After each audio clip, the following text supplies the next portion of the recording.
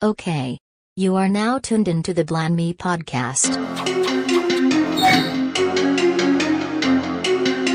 A mulberry is a tree, Kuwabar is a man, and I'll prove it. This world shall know pain.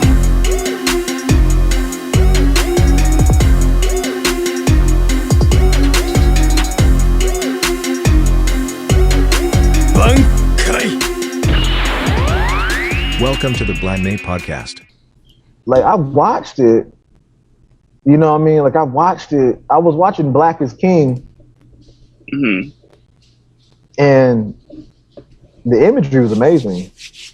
But I could only get through, like, the first 20, 30 minutes of it. I just don't like none of the music. I was just like, okay, this is kind of boring. Like, and I was like, maybe it's one of those things I got to go back and be in a mood for. Oh, my bad. Yeah, Mike, make sure you cut that part out so that Beehive don't come for us, please. Bro, nigga, tell me why I was just like a second ago scrolling on the timeline and I remembered that B Legion got me blocked. I'm like, damn, y'all gotta let that shit go. Bro, I said one little joke about Beyonce and I've been blocked by B Legion. I'm like, damn, I like Beyonce though. Like, yeah, man, they do not play about they queen, bro, at all. Bro, like, so I mean, my thing with the shit with the Black is King joint, like, look, what she's doing with the imagery is dope. I can't even, hate on that. But it's just like, if you don't like Beyonce's music before you watch it, you're not gonna just magically like it. Exactly, yeah. Right. You know what I mean? So when she did the Lemonade joint, I actually enjoyed Lemonade because to me that was probably her one album that I would say I actually liked most of the songs on that album. And then the visual album for it was just dope. You know what I mean? But this one, the visuals is dope. And I didn't like that Lion King album because it's really just all of the songs off the Lion King soundtrack. But I'm like, hey, man, see these songs. Yeah, I watched, I think I watched it yesterday. And I really wasn't paying, I was looking at everything, but I really wasn't paying attention to it because the Lakers and Clippers game was on. So I was watching that whole off my phone, and then I was like kind of like looking up and seeing it because my girl's trying to pretty much force it. I mean, she a crazy Beyonce fan, so man, mine too. Yeah, she one notch away from being the ones that search Beyonce tweets and jumping on people. So that's like the next level up for her. But yeah, nah, she damn near made us watch the shit. So I was like, all right, you can cut it on. I'm gonna be in the room, but I'm watching this Lakers Clippers game. Fuck you. So yeah, so yeah, I see it did look really, really good though, and Beyonce looked mad thick now, and I fuck with it. So yeah, I did notice that. I noticed that off the rip. I was like, oh my goodness. But all it took was a pair of twins. Speaking of Beyonce, Keith, I'm still not over me getting attacked for that you ain't got no ass tweet, but you don't get no kind of smoke. I'm still not over that. Brandon, did you see that, bro? No. So that's what I'm like. So when Beyonce and Meg had the song drop, the Savage remix drop, Beyonce said something to the extent of if you don't have trouble getting in your pants, then we can't talk or some shit like that. Basically meaning just basically what Keith be saying, y'all ain't got no ass. And she said if you don't jump to put jeans on, then you don't feel my pain. Wow. and I tweeted out something to the extent of a lot of y'all be having a lot of space in the back of y'all jeans, but we'll save that conversation for another day. And I got attacked for it. Like, it was just a little small little joke, and it wasn't directed at nobody in particular, and I got attacked. But you the troll though. That's I'm really not a troll. I just be saying little stuff. I really only look for the responses from my followers. Anybody that's not in my following, I don't care what y'all got to say. Right. But niggas, where you got messed up at was that chick from the read. I know, fucking Crystal. That's what, bro. Yeah, that's what did it. Yeah, killed you. That's what did it, bro. I'm like, how do you even find this tweet? Pages like that. Because I think some people have "y'all ain't got no ass" muted because of me, but I think some people have the phrase muted, so they don't even see you say it no more. How you get a whole phrase Like, yo, I'm not getting on Twitter. You can mute keywords, bro. You can mute keywords. I'm dead, boy. I think that shit be on Twitter heavy now. I think that shit in my algorithms because I literally see it every time this nigga say it, and I retweet it every fucking time. So that should be the first thing I see when I get on. Actually, Twitter, let me see if I told them today. I think I did. This nigga said, I think I did. Yo, I see Mike, I see Keith, I see Sinead, and I see Kasha, and then I see a bunch of Panther stuff. That's all I see when I get on Twitter. Bro, yeah, we in your algorithms, bro. I did say it today. I slipped it in. No one noticed. Hey, I'm fucking dead. I missed that one. That shit used to be at the top of my timeline.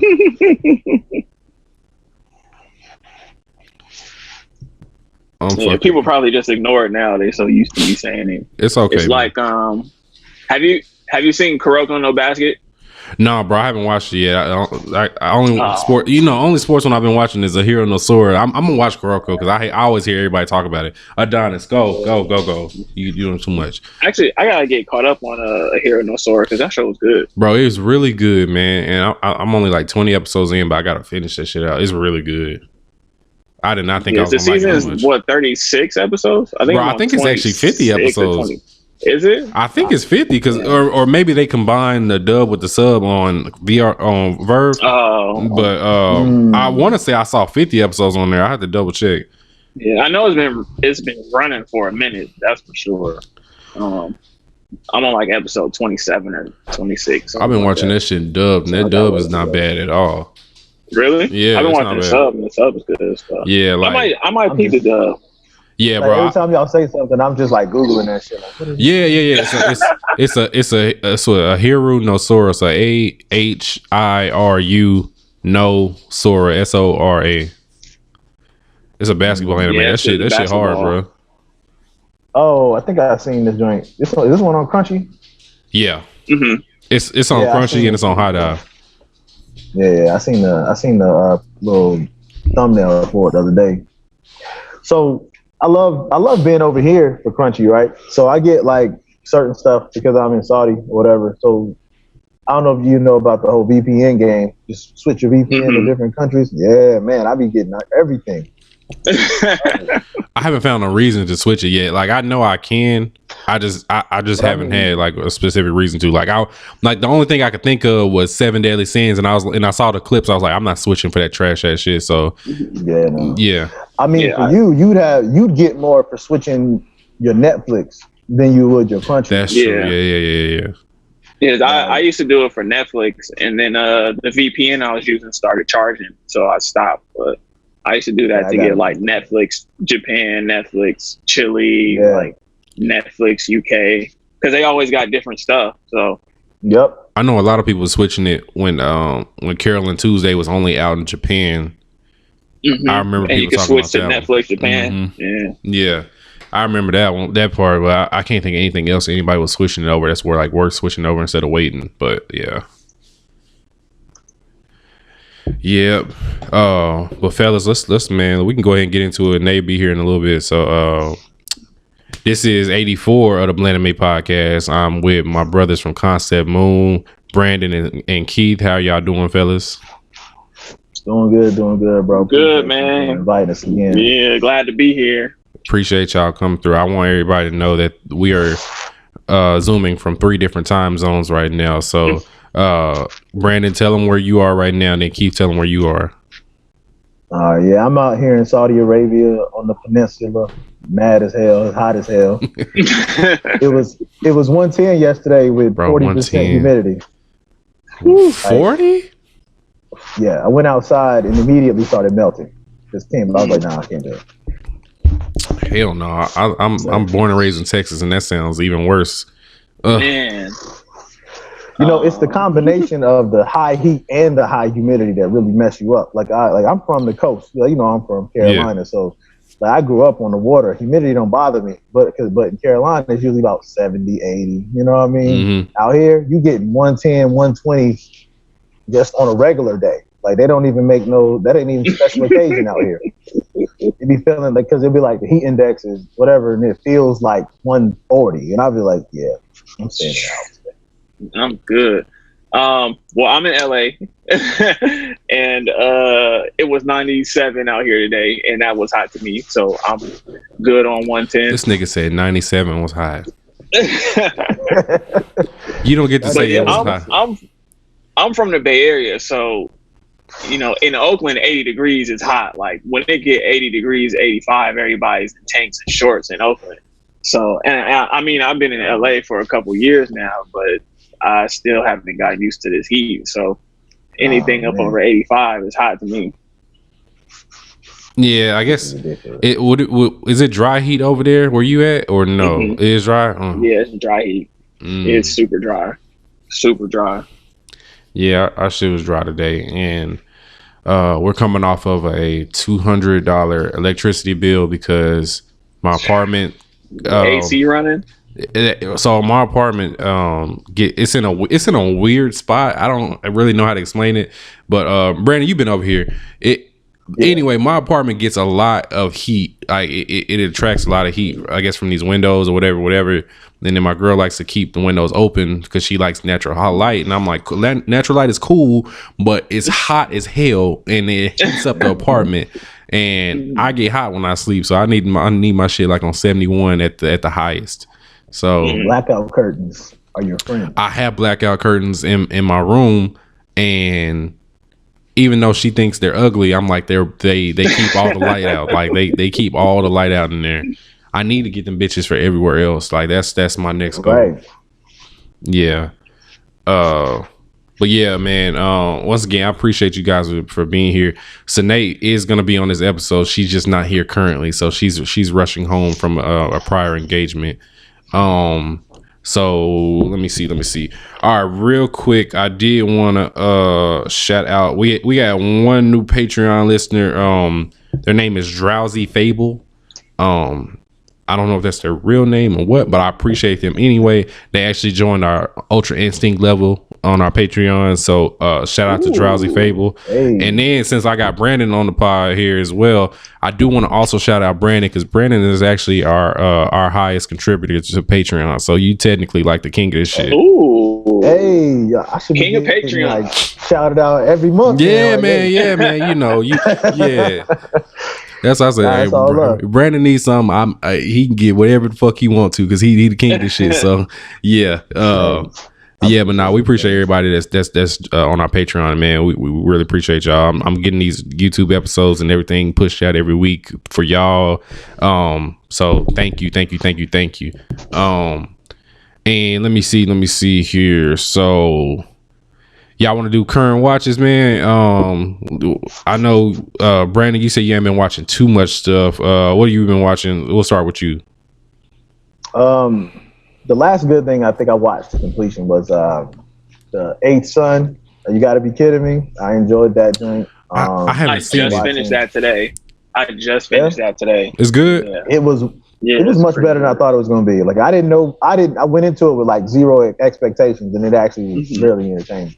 Obviously, God of High School. I think everybody's watching God of High School right now. Mm-hmm. I'm also reading the webtoon too, so it gets real live later. You know what I mean? See, they gonna make me read it because I love it, and it fulfills every thing that a meathead like myself wants in an anime. So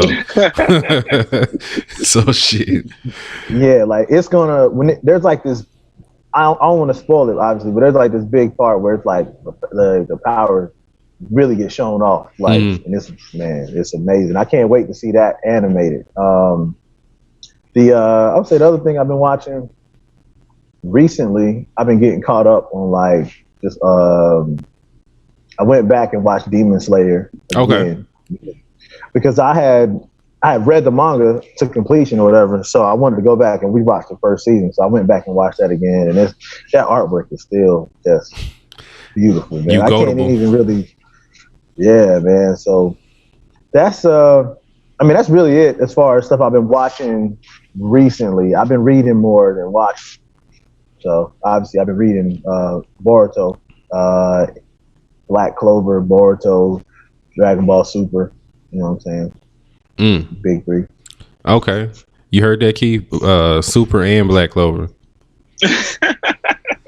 Yeah, I heard him. I heard him. This nigga's a hater. He hates everything. I don't. All right, here's my thing, and this is just kind of a small tangent. I don't. Well, no, I hate Black Clover. You hate everything. I hate Black Clover. I hate when stuff that's like not very good storytelling gets passed off like it's like the greatest thing ever. Oh, okay. So like I watch Super, and like Super is cool for what it is, but it's not like this supreme level storytelling. You know, I don't. The treatment, I feel like it's not as good as the treatment that it gets. And I get like Legacy and the That's icon nostalgia, bro. Dragon Ball, yeah, but like let's enjoy Super for what it is. It's not like it's this amazing show. It gives you nice, good action, but it's not, it's not like it's some supreme story or complex story with great character building and all. I got that. a cap for my shit, man. Hold on a second, man. 'Cause, anybody that know me know I'm like the hugest Dragon Ball fan. I think that's how that's obviously how one of my stories even came into existence, right? So the Super is what it is. I give you that. The anime is really an action. It's just all about action and storytelling in there. But the manga is doing a very good job of expanding out the universe, bringing back the Z Fighters, making them relevant again. Like the world, how they building it now. Toriyama's never going to be like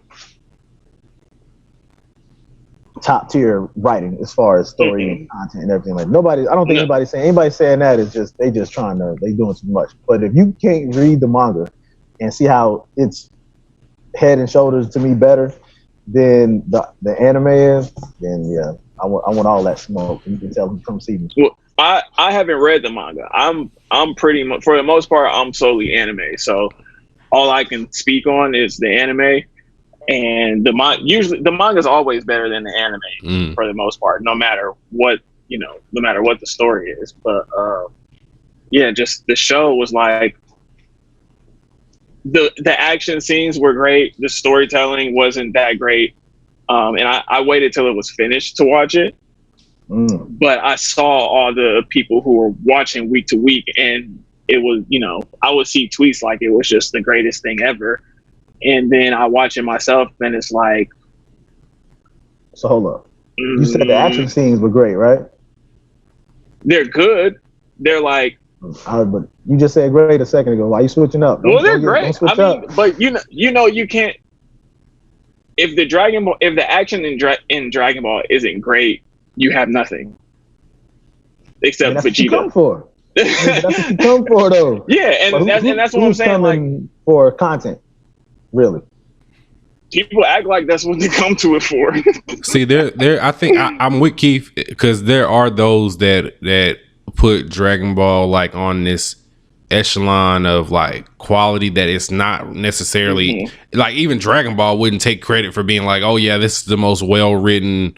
Toriyama knows he got a nostalgic fan base, and they're gonna love pretty much whatever he puts on the screen. But like the story isn't great, but I think that the people that really enjoy Dragon Ball really just like are invested into the characters, and we're gonna watch the shit because we want to see what happens next with these characters, not more so that the writing is great, but we just want to see what happens next type shit. So I mean, it's just we literally been watching this shit since we were fucking before we were even 10 years old. Yeah, right. Yeah, I think I started watching Dragon Ball Z when I was like 5 or 6. But so, I get it. I remember watching Dragon Ball like as a youngin. Like, so I'm in it to win it. You know what I mean? I'm ready for the next season. I ain't mad at that. But yeah, Keith, what you been watching, bro? So my current watches is mainly Ace of Diamond. That's what I've been watching the most. I heard you say something about Ace of Diamonds. You said it's the best sports anime of all time. Did I read that right? I think I haven't seen Hajime no Ippo, which is the other one that gets put up there with sports. Box anime, yeah. Yeah, Ace of Diamond is. I haven't even finished it yet, and it's better than any sports anime I've seen. And like, as much as I love Kuroko no Basket, um, it's like way better than Kuroko. I honestly, I think I was thinking about this yesterday. I think the second season of Ace of Diamond might be probably one of the best seasons of any anime I've seen. Like one of the best single seasons of any anime I've seen. And, I'll stand on that hill. But yeah, that show's great. Quick question before you say something else. Are you like in regular life like a baseball fan? No, not at all. So you are like me then. Okay. Yeah, like I don't watch baseball like that. Like I watched a lot of baseball when I was a kid, and then around like 10 years old, I kind of stopped. I just stopped, and I haven't really messed with it since then. And Ace of Diamond makes me want to get back into watching baseball. Like that's how good it is. So I was going to ask you, do you think it's good because it's a baseball? Would it be good with that same storytelling if it was a different sport? Like, you know, I know that's kind of hard to like. If the level of detail was the same, I think so. One of the things that Ace of Diamond does really well is it gives you kind of, because a lot of people, when you watch baseball, it's like most people don't know the strategy and stuff that goes into baseball. Like I knew a little bit, but I wasn't deep into baseball strategy and, you know, like sacrifice bunts, or, you know, you're trying to get your hit to go to the left instead of the right, like it's minute details like that. And Ace of Diamond takes those like really specific details about baseball and makes them really exciting and interesting. So I think that's been part of what makes it so great too, is because like I've learned so much about baseball since watching it, and it made baseball fun again. So this man gonna make me watch a baseball anime. It's crazy, right? But yeah, other than that, I've been watching. Right. But I finished Ace Sun, like I said a second ago. What else? I've been watching. I watched the first 2 episodes of Decadence. I've been watching. I started Rent a Girlfriend a couple days ago, and that show's pretty funny. I keep hearing about that. Yeah, well, you don't like slice of life. Well, you might like that. I've been hearing that is really good though. Like I've been like, yeah. Everybody that I respect opinions have been saying Rent a Girlfriend is really good. So I'm becoming more open. Like I know y'all see this little character growth I've had since day one. Like I'm coming more open to shit that I would never watch. So I might check it out. I'm right there with Mike. Because I heard about it and I was like, first off, when I first saw it, I was like, oh, this about to be some like trashy, like, you know, like it's silly, but yeah, but it's actually pretty good so far. It's only 3 episodes out, but it's been fun. What else? Watching God of High School, like everyone else, and that show's good so far. That show's really good so far. Gibiate, I think that's how you say it. However you say that shit. Yeah, I watched the first episode of that. And then I've been watching Apari Ranman, which is probably my favorite so far this season. Okay. What is that about? Apari Ranman, it's about so these 2 guys kind of, I want to say it's like early 1900s.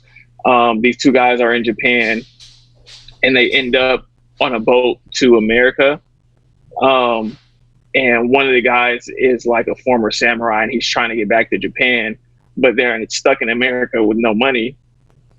So they enter this, it's a cross country race. And the second guy is like a mechanical genius kind of. So he builds a car to enter the race, and the winner of the race gets like $1.5 million. Sounds like and Rat Race. $1.5 million in 1906 or whatever the year is a lot of money. Hell yeah. Yeah, that's a lot of money. But yeah, so they it's 5 episodes out right now, and they kind of just started the race. But yeah, that's probably my favorite of the season so far. But I gotta get into Food Wars too. I haven't started the new Food Wars season yet. So. Oh, I've been watching Food Wars. I gotta come back to it. Shit. I gotta come back to it. Food Wars is that heat, man. 1. I know. And I want to watch it. I want to see because I keep hearing that. I can't remember. Y'all can tell me the main character's name. But I keep hearing he's like one of the best main characters out there that's never talked about. Soma, yeah. That's my guy. Yeah, like I like my mom's a chef, so like watching it is like I'm like, oh, I like how it's accurate, like, you know what I mean? Like it's very accurate to what I seen her do and how she would talk about food growing up. So it's like, so I'm about to I actually wanted to put her onto it, but my mom is she's from the South, like, so I'm like I don't know how she feel about some of those reactions, you know what I mean? Yeah, those the food guys moments might be a little much. Yeah, but I'm like, she might actually like it. It'll make her probably want to go try cooking some of it again. So yeah, really dope.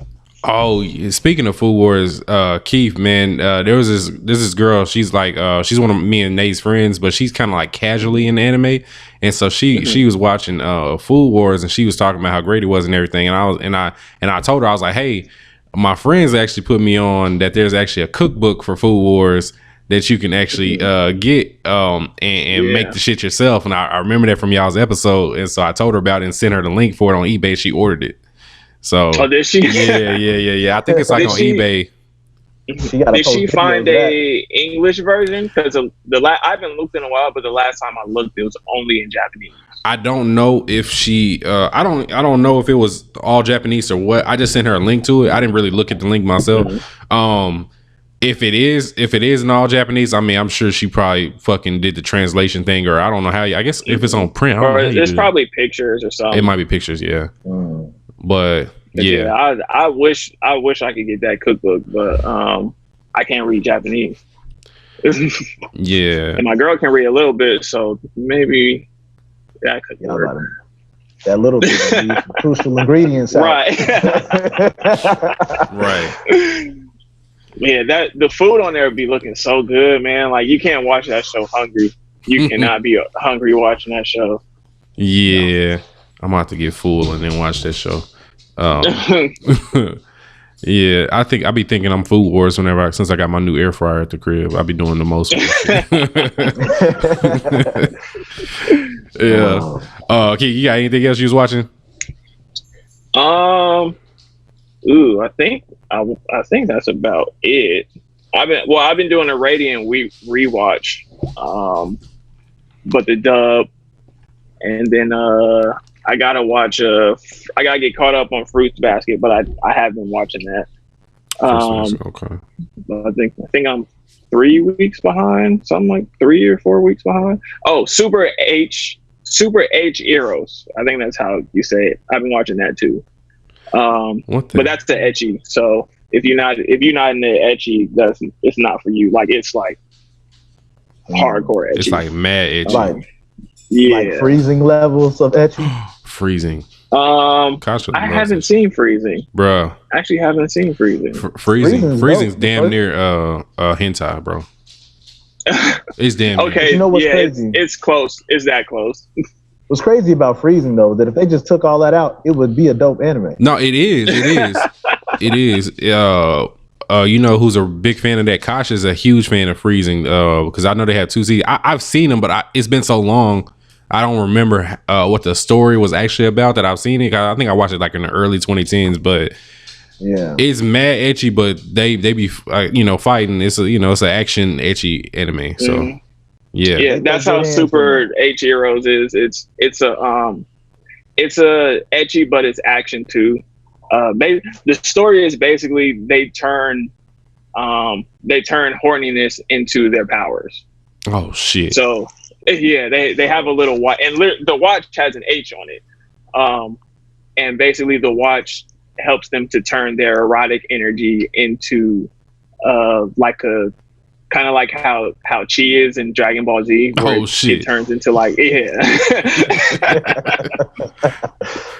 Well, I need that whenever I see a Meg. I need that whenever I see a Meg Thee Stallion music video on my timeline. Hey, shout out to Meg. Yeah, shout out to her. Meg. Yeah. All right, man. Well, yeah, Keith, that's all that you had, man, for your current watches. For me, I kind of kept it simple this week. I did watch God of High School. That last episode was man, it kind of threw me for a loop at the end of it. So for everybody that's has seen the most recent episode of God of High School, you know what I'm talking about. I did catch up on Black Clover, but it wasn't really too much going on in these past 2 episodes. It wasn't nothing really noteworthy, so it is what it is. They just need to hurry up and get to this fucking time skip. That's all I can say. I did like an hour ago finish this Goblin Slayer movie, and I think Brandon, it's based off the 5th light novel. Because this movie was pretty much, without doing too many spoilers or anything, this is the fight that they had against the Goblin Paladin. Yeah. I read that one. Yeah. Okay. Yeah. So that one, that's why I watched it. The first 20 minutes of it is like a recap of season 1. They pretty much just like put clips of season 1 in there to kind of recap everything, even that crazy first episode of Goblin Slayer that everybody knows about. Yeah, and then they went to the whole movie thing for like the last hour or whatever. So it was decent. I enjoyed it. Them goblins are fucking nasty, and I wish I could punch one myself. Like, them motherfuckers are terrible. Every time you think you've seen the worst of it, it's like, no, we're gonna take it to the next level. What kills me in Goblin Slayer is that they be shitting on the Goblin Slayer for fighting these goblins, but I'll be like, bro, these little monsters ain't like no little bitches. Like, cause if there's a bunch of them, they fucking you up. Like, right? Like, and they, like when they had the that's like when they had that big scene where everybody was fighting. Like some of them cats was getting their ass whooped by them goblins, bro. Especially like whenever it's like at least 20 of them motherfuckers, they give whoever they going against problems. So it's like if he wasn't around, they would be think about how many goblins would be out here if he wasn't there around, bro. They'd be overrun. Bro, it would be terrible. But I found myself watching it. They showed the part in the recap, like whenever he killed those little goblin babies at the beginning of season 1. And I was like, bro, I probably would have done that shit too, bro. Them motherfuckers are just terrible. They're terrible creatures.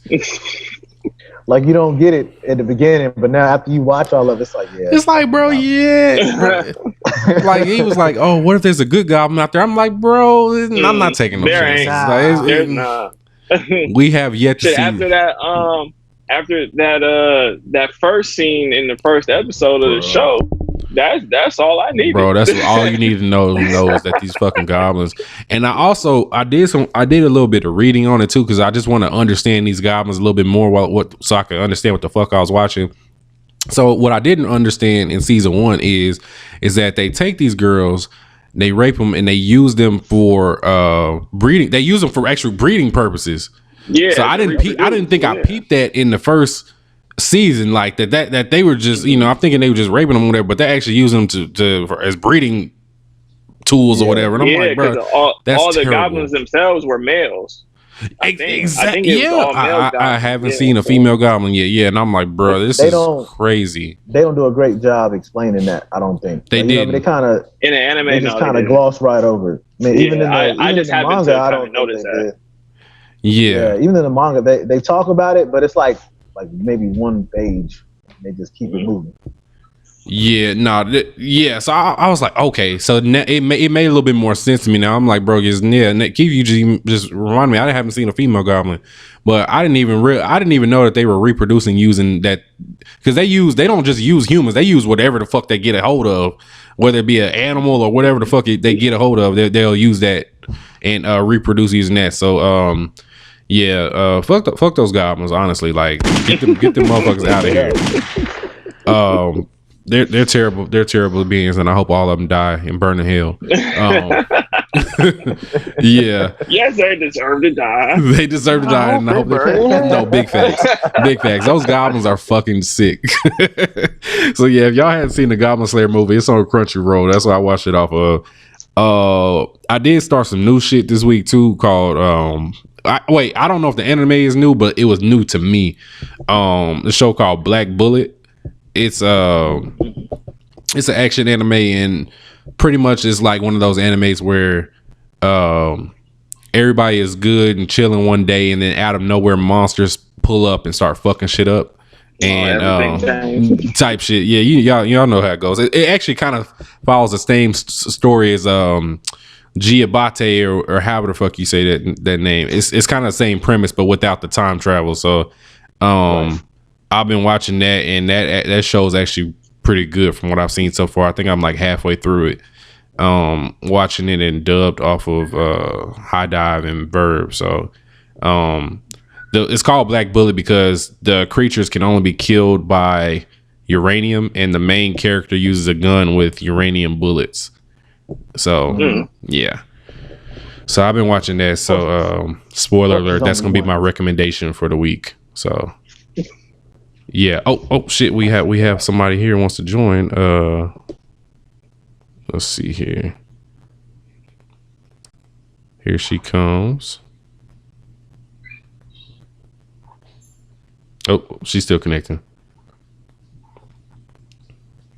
Connecting.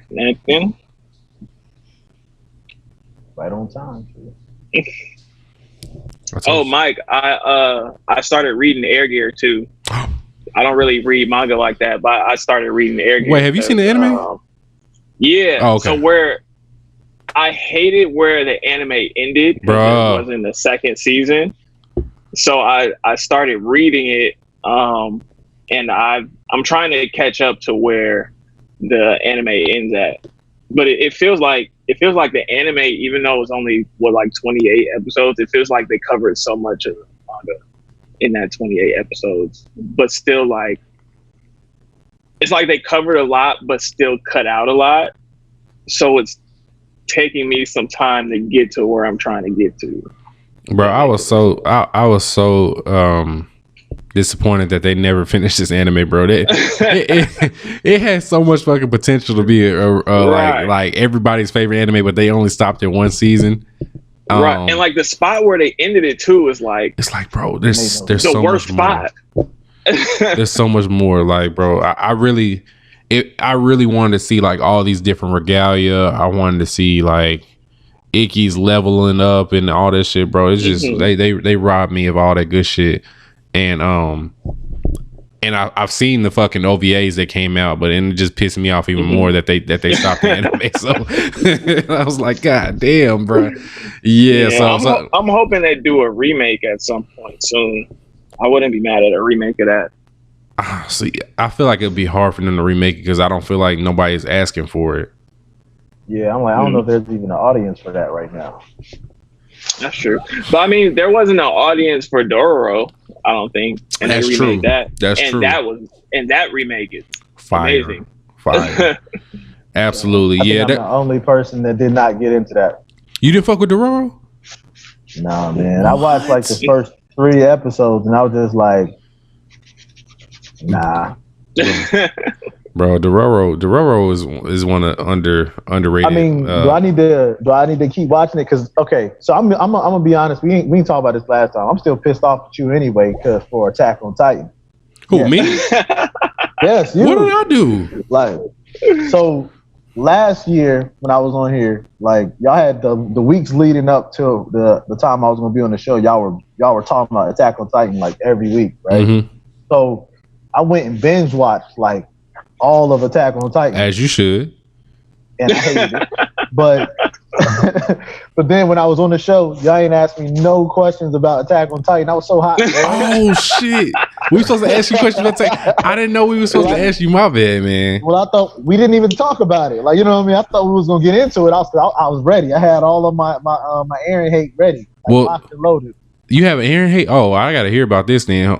Before, yeah. So just to recap. So last time when you were here, not only did you come in town, it was also Kasha's birthday. So I had like mad people in my house that day, and I didn't even think I tried to have that happen.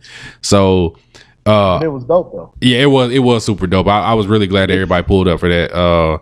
So yeah, I apologize there. I'm all for Attack on Titan talk because me and Nate we stand that shit. So what I want to hear what smoke do you have with Eren? Because I need to hear this. That shit, first of all, man, let me start at the beginning. So he come out season 1, like I've been holding this shit in for a long time. You know what I'm saying? Like, so season 1, I like Eren in season 1. I didn't like season 1 of Attack on Titan, but I did like Eren. That motherfucker, he wanted all the smoke.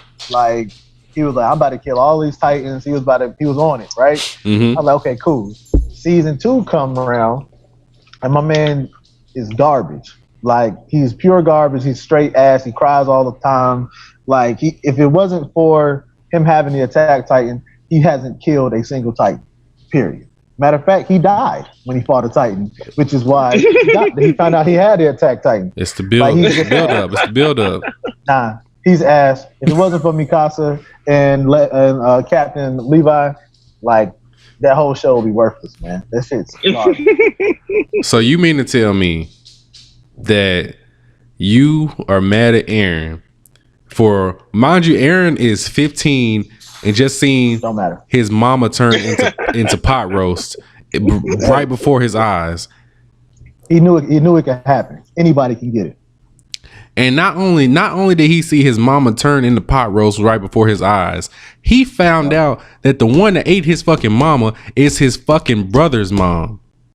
Mm-hmm. That shit was funny. He got context to everything, and it fucked him up. And now in season 4, he's about to turn into a whole different animal. You have to respect the journey that this man has gone through. Man, come on. All I know is that everybody was giving my man Deku shit for crying all the time, and Eren cried for 3 straight seasons, and nobody said shit. Bro, listen. All right. I want you to ask yourself this: if you were in Eren's shoes and if you were in Deku's shoes, where would you cry more, in the Attack on Titan universe or in the My Hero Academia universe? Where would you which universe would you see yourself crying more in?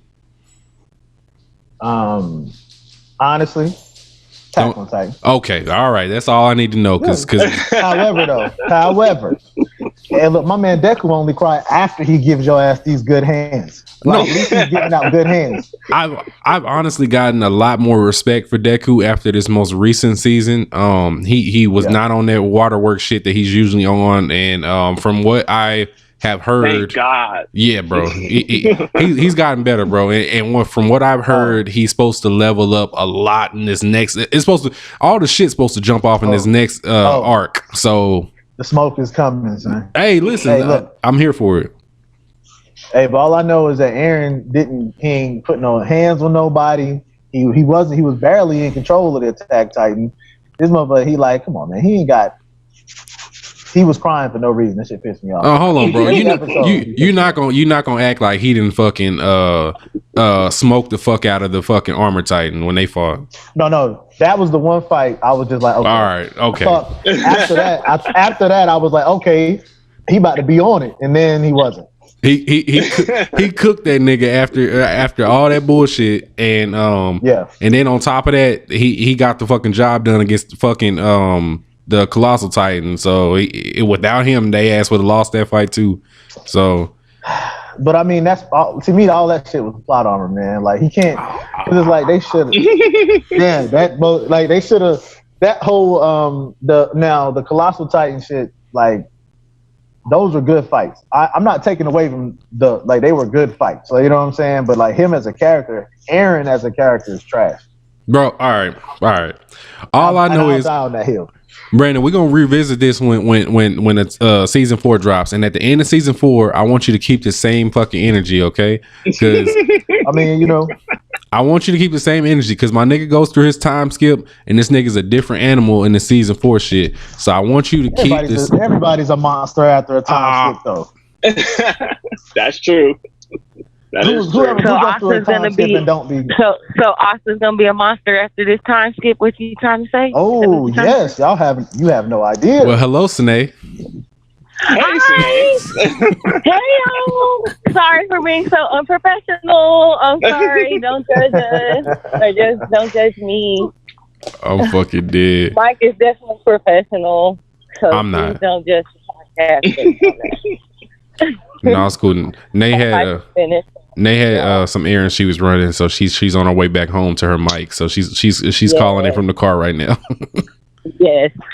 And I can be kind of transparent because I'm actually going to make a YouTube video about it. I was like going to Mexico to get like some dental stuff done, finished up.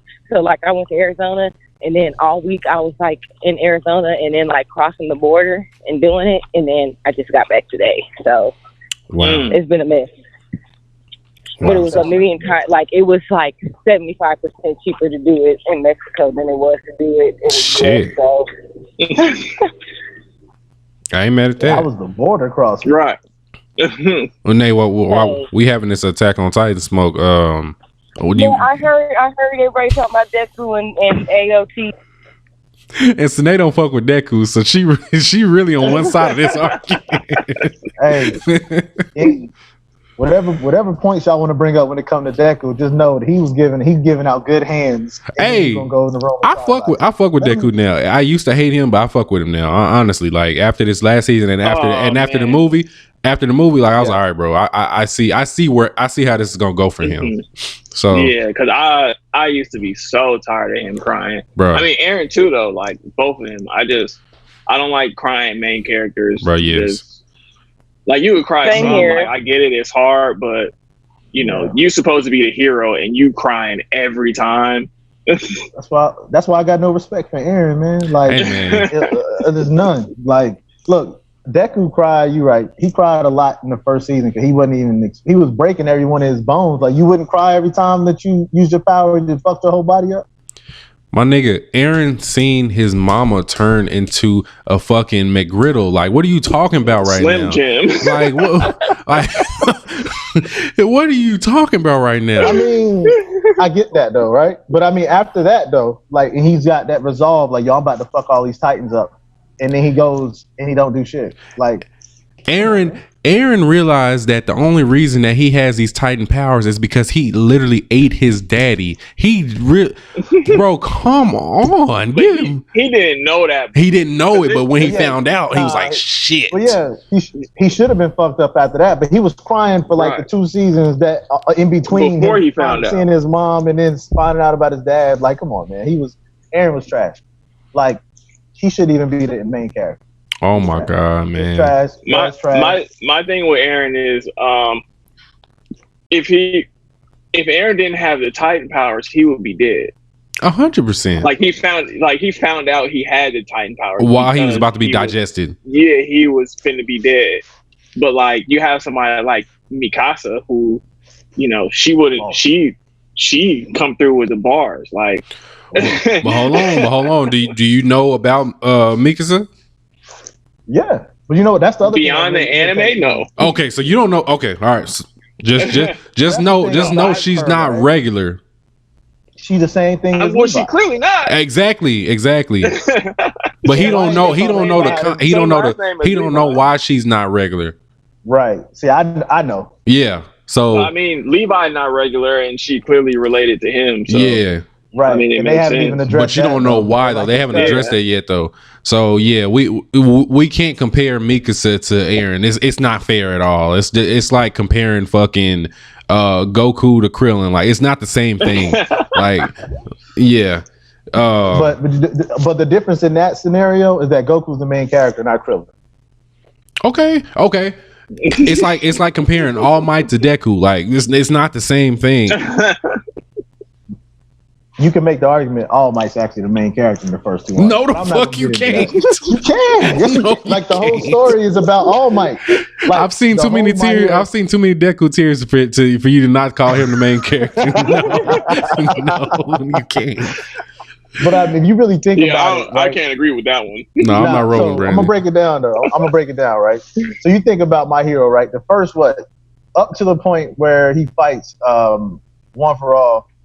the story is literally about All Might. Everything's revolving around All Might. He returns to the school. He's looking for a successor. All that stuff. Everything's about All Might. After that fight, the story really becomes about Deku. That you kind of see the story through Deku's progression through the story, but everything's All Might centric up until that fight with One for All. So from a storytelling perspective, everything's about it's All Might's story. I'm gonna respectfully disagree. I can kind of see that. The only thing is that without that context of All Might, Deku's story doesn't make any sense. Because you need All Might's story for Deku's story to make sense, because that's where he received his powers from.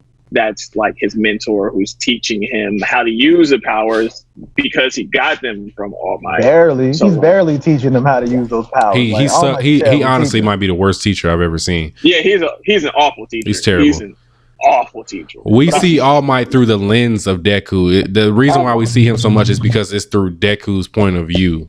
So, yeah, that's like his idol. So, no. I'm not rolling. Like the story wouldn't make sense if let's say if it was the beginning of the story, he gets the power and his mentor is dead. Like the story don't make no sense.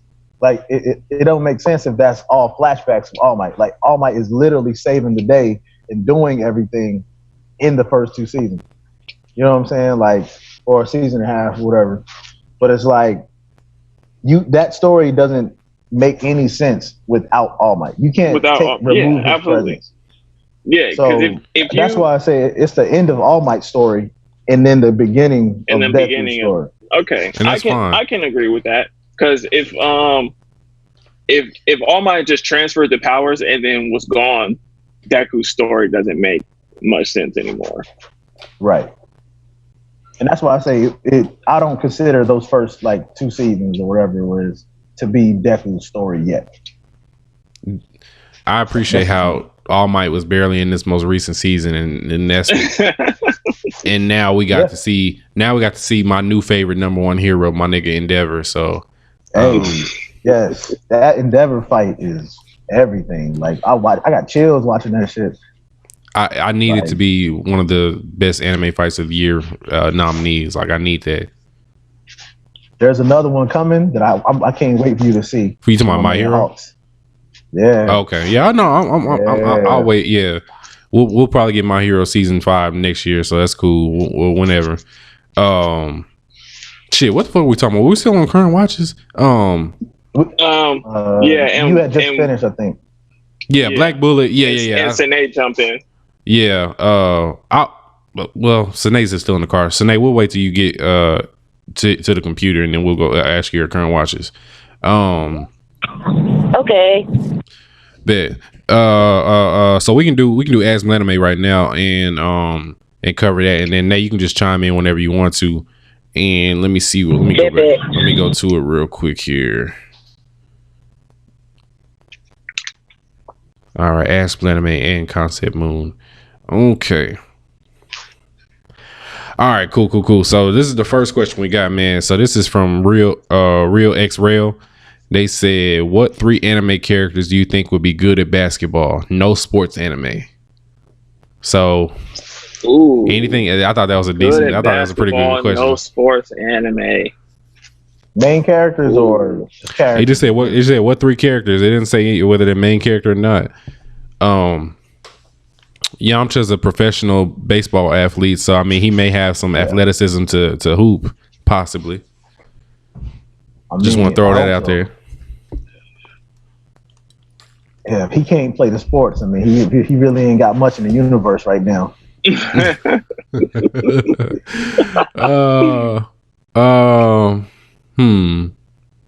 Man, that's a tough question. It is tough. It really just depends on, like, you got to think about all these. You know what? I'm trying to think of like who's athletic. I mean, Asta would be probably good at basketball. He just worked hard. Him and Vegeta, I think, would just train hard so they can do it. Vegeta looks like he might be trash in basketball. I don't know. Hey, he's all man. Vegeta's like 5'3". Vegeta give me Skiles vibes, man. Like he's gonna be in the gym every day fighting 6'11" niggas. Like that's Vegeta all day. I am dead, man. Let me see. 3. So now you a hooper. Who do you think would be a good basketball player? She muted him on. Shit. Let me see, man. Okay. All right. I'm gonna say Taguro. I think Taguro would be a good center. Hooper. Yeah. He fouling whoever come in the paint. That's what, like, he can get down. He can get down in the paint and be a bruiser. Even without them powers, he would be a bruiser down in the paint. He already big. He's strong as hell. He could be like a Shaq type guy. Oh, I just thought about somebody. Luffy would probably be a good basketball player. Oh yeah. He got those stretch powers. Like he can really assist and pass and do whatever the fuck you want to with those stretch powers. That just made me think about that the girl from the Beast anime from Netflix. Oh, Beastars? Beastars, yeah, the character from there that she can morph her body into different stuff. Oh no, you talking about BNA?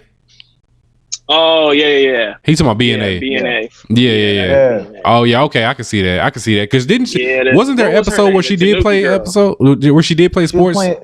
She was a basketball player. Actually, now that I think about it, was it baseball? She was playing baseball. Yeah, she was playing baseball. But if you remember in the flashback, she was a basketball player. I missed that. She got skills. Okay, I ain't mad at that. Who was? I'm gonna say Killua. Oh shit, Killua at the 2. Nah, he gonna be flagrant fouling everybody. He crossing somebody. I know that much. He's so quick though. He's so fast. He gonna dribble, snatch your heart out, and keep dribbling, and then you don't even know what happened. Yo, he gonna be Rasheed Wallace. I'm fucking dead. I am dead. And then, Hisoka might be good at basketball too. And he tall. Man, hey, that's right. I don't know about you, but I don't feel comfortable trying to post up. He's so good. I'm not feeling that. Oh, I don't want to hear this nigga say bungee gum in my ear when I'm trying to post this nigga up. I don't like that. That's the ultimate Kevin Garnett moment right there. Yeah. Yeah. Your little brother tastes like Honey Nut Cheerios. That nigga's sick, man. Oh shit. Yeah. All right, that's a good question, man. I like that one, man. Let me see here. Next question is by Siren_Watson. They said, "Are you excited for Hashime Princess Half Demon coming in the fall?" I've honestly never heard of this before reading this. Yeah. Do y'all know what this is? Yeah, me neither. All right, I got no idea. This is what Google is for. What's it called? Yashime Princess Half Demon. Okay, let me see. I'm gonna read this synopsis off real quick in my reading voice. Okay. An adventure following. Oh, never mind, I'm bullshitting. This is the Inuyasha spinoff. Oh, that's what it's called. Yeah, this is the Inuyasha spinoff, the reboot or whatever. Okay, yeah, I mean, I'm not excited, but I'm going to watch it if y'all feel me on that. Yeah, I'm about the same. I never watched Inuyasha, so I have nothing for this show. Yeah. I've watched enough of it to be interested in finishing it, so I can watch this other show. Mm. Yeah. I've seen it all, and I liked Inuyasha whenever I first watched it, but then I realized that there was other anime, and anime was a lot better than just Inuyasha. Yeah. So I don't really care for it now as an adult, but I'm excited to see that. I like seeing the children of characters that I've known in the past. So I like seeing how that goes. So I'm not necessarily excited, but I am going to watch it, and I am going to find out if Sesshomaru is in fact a groomer. So hopefully he hasn't been grooming that young girl to be his spouse and have a child with her. So yeah, we'll see on that one. Yeah. All right. Cool. That's cool. Yeah. I forgot that was the even name of the show. I was just thinking about Inuyasha reboot or whatever the fuck they were gonna call it, but it's called Yashahime Princess Half Demon. That's what it's called. All right, non-anime question from King K's name. He said thoughts on the upcoming NFL season. Let's talk about it. We all sports fans here. Keith, I know you're a Houston Texans fan. I'm a Cowboys fan. Brandon, who's your team? Formerly, You know, Carolina Panthers. The Panthers. You know. Okay. What'd you say, Nay?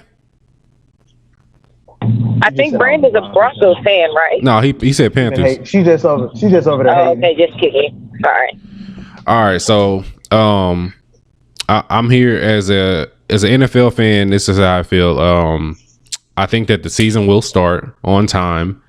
I don't think that the season will finish because I don't think that the fucking I don't think that Commissioner Goodell is a good enough commissioner to keep them players safe for 16 weeks.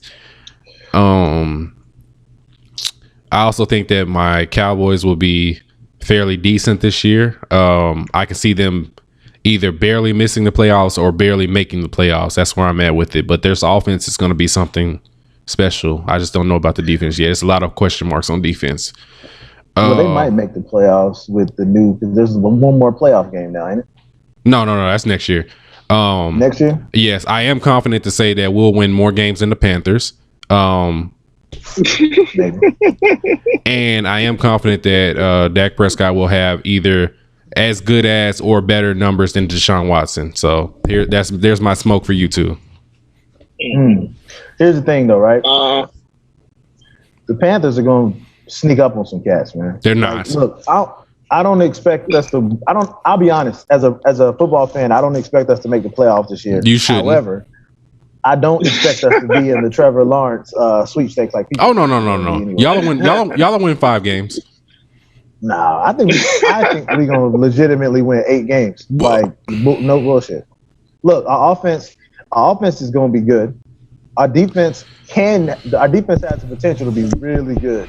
Like, and I ain't even like just from a football standpoint, X and O standpoint, the D line is gonna be crazy. And everybody know if the D line is great, everything on the back end is easier. But offensively, we might be top 5 by the end of the year. Top 5 in what? Offense. Maybe not points, but offense. Because you got Link. We already got C-Mac. We got top 10 receiver in DJ Moore. Then we just added DJ Moore's Robbie a what? Anderson. He was top 10 last year. Go check the stats. He was top 10 last year. I'm looking while you get your shit off. Go ahead. Hey, Robert. We added Robbie Anderson. We got Curtis Samuel, who's been on the verge of breaking out the last 2 years, and then we just added Teddy Bridgewater. And I personally like Cam over Teddy, but Teddy's a lot more consistent. It's a lot more accurate. If he can he's gonna deliver the ball and get the ball out of his hands, get it into the playmaker's hands. So our offense is gonna be good. Like, period. You know what I'm saying? He's not gonna sit in the pocket as long as Cam did. Cam liked to sit in the pocket and try to get passes off downfield because that's kind of the offense we ran. Teddy gonna get that ball out quick. So our offense is gonna catch some people off guard. So we're gonna still be like 7-9, 8-8. But our offense is gonna be top 5, top 10. I'll sit on that. All right. Well, I'm here to just remind you from a fan from a division not within y'all's own. You're in the same division as Drew Brees. You're in the same division as Tom Brady, and you're in the same division as Matt Ryan. He's trash. Matt Ryan's trash. I think the team is more so trash than Matt Ryan. Actually, no, Matt Ryan is trash. No, I'm with you because he's had Julio for how many years and they hadn't done shit. So yeah, no, he's trash. I'm with you on that. Look at Julio. I mean, he got to the Super Bowl. He did get to the Super Bowl, and then got blanked in the second half. I mean, listen, the Super Bowl that was more so on the coaching because they had that shit. They literally had the shit in the bag and they fumbled it. Like, bro, that's nothing but coaching. You were up 28-3. God damn it. Yeah, they you know what? They were playing to. They weren't playing to win. They were playing to keep the lead. This is bullshit. Right. And you can't play to keep the lead against the Patriots. Quarterbacks can call audibles at the line of scrimmage. That's all I know. No, facts. But my mentality, if I'm a coach, my mentality is if I can 40-piece this niggas, I'm a 40-piece their ass. These niggas was not trying to score points after they went up 28-3. Yeah, they got past it in the bag. Yeah, they got past it in the bag. Yeah. But Matt Ryan been overhyped to me for a long time. He's garbage. Like, you know what I mean? The only reason he was doing so good because Atlanta has always had great receivers.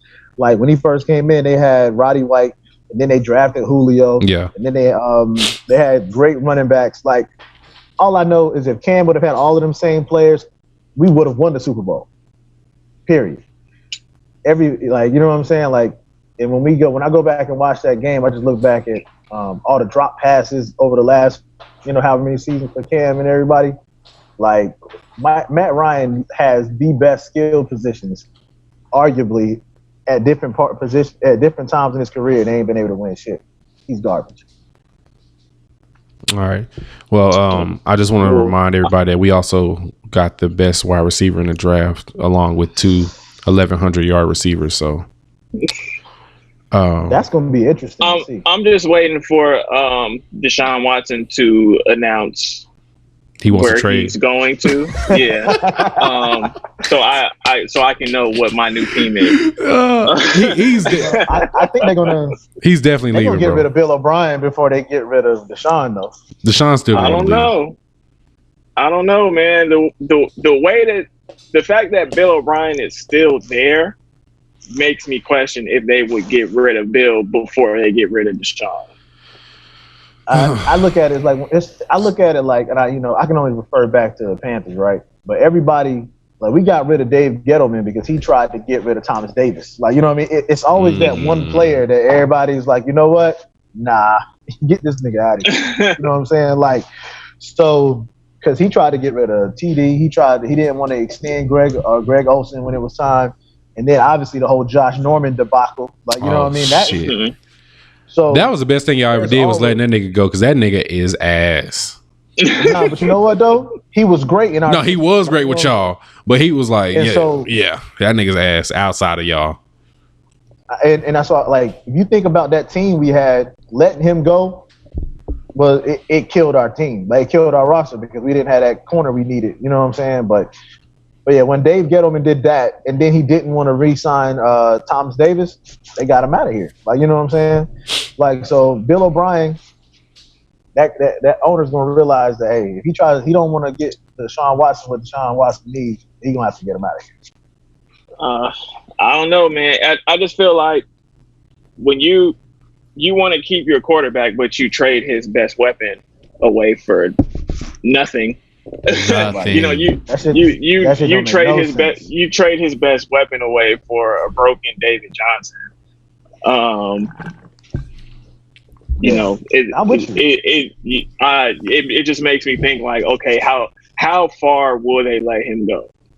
Like, really? Because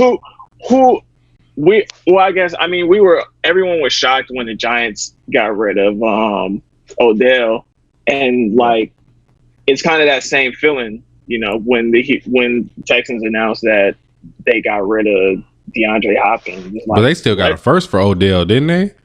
Yeah, they did get a first for Odell. Y'all didn't even get a first for a third. We got broke down David Johnson. Y'all got David Johnson in a second, didn't y'all? Was it a second? I think it is. I think it might have been a second. I think it was a second, bro. Because I can't. It might have been a second. Bill O'Brien couldn't have gotten away with a David Johnson in a third, bro. With the OBJ thing, though, you could make the case that his antics are the reason they let him go. Man, fuck that. D-Hop, that nigga make plays. You could. But then if you make the case for him that his antics did it, that makes it worse for the Texans because what the hell did DeAndre Hopkins do? Exactly. He didn't have no antics. Yeah, but as far as the bubble goes, I think the season will finish. I think by week 8, all the the cases as long. Well, then that's again, the thing. There's no bubble though with the NFL. Right, the NFL is not. They're not bubbling. Yeah, so no, you might be right. And there's already been players to test positive too. So we already see how. I think they don't make it out of preseason. To be honest, there's no preseason this year. There's no preseason. Oh, there's no preseason. They're going straight to the season, bro. Well.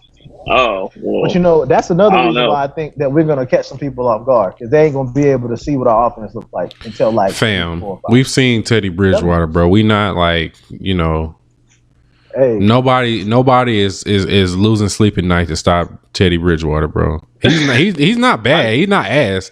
But nobody's. I mean, he had a pretty decent stretch while Breeze was out. Oh no, I'm not mad at that at all. No, he beat us. Like I'm not asleep on Bridgewater. But nobody's losing sleep for that nigga. No, I don't expect nobody to lose sleep. But when you ain't got no tape on our offense, like we got a whole new offense.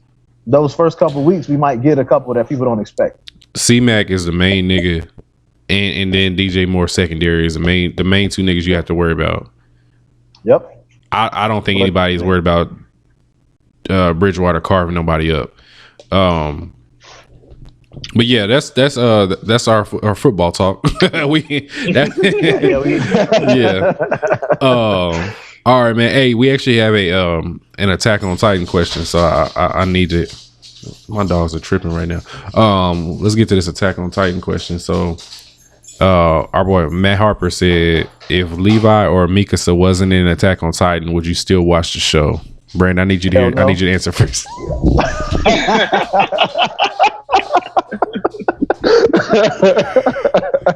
No, hell no, not even a little bit. None. Wow, bro, you hate Eren that much, bro? Damn. Yes, I really can't stand that motherfucker, man. Keith. I mean, I can. Man, I need specifics on that question because is it no Mikasa and no Levi? It said one or the other. So all right, so we'll do a 2-part question. So if Levi wasn't in Attack on Titan, would you still watch the show? No. Okay. If Mikasa wasn't in Attack on Titan, would you still watch the show? No.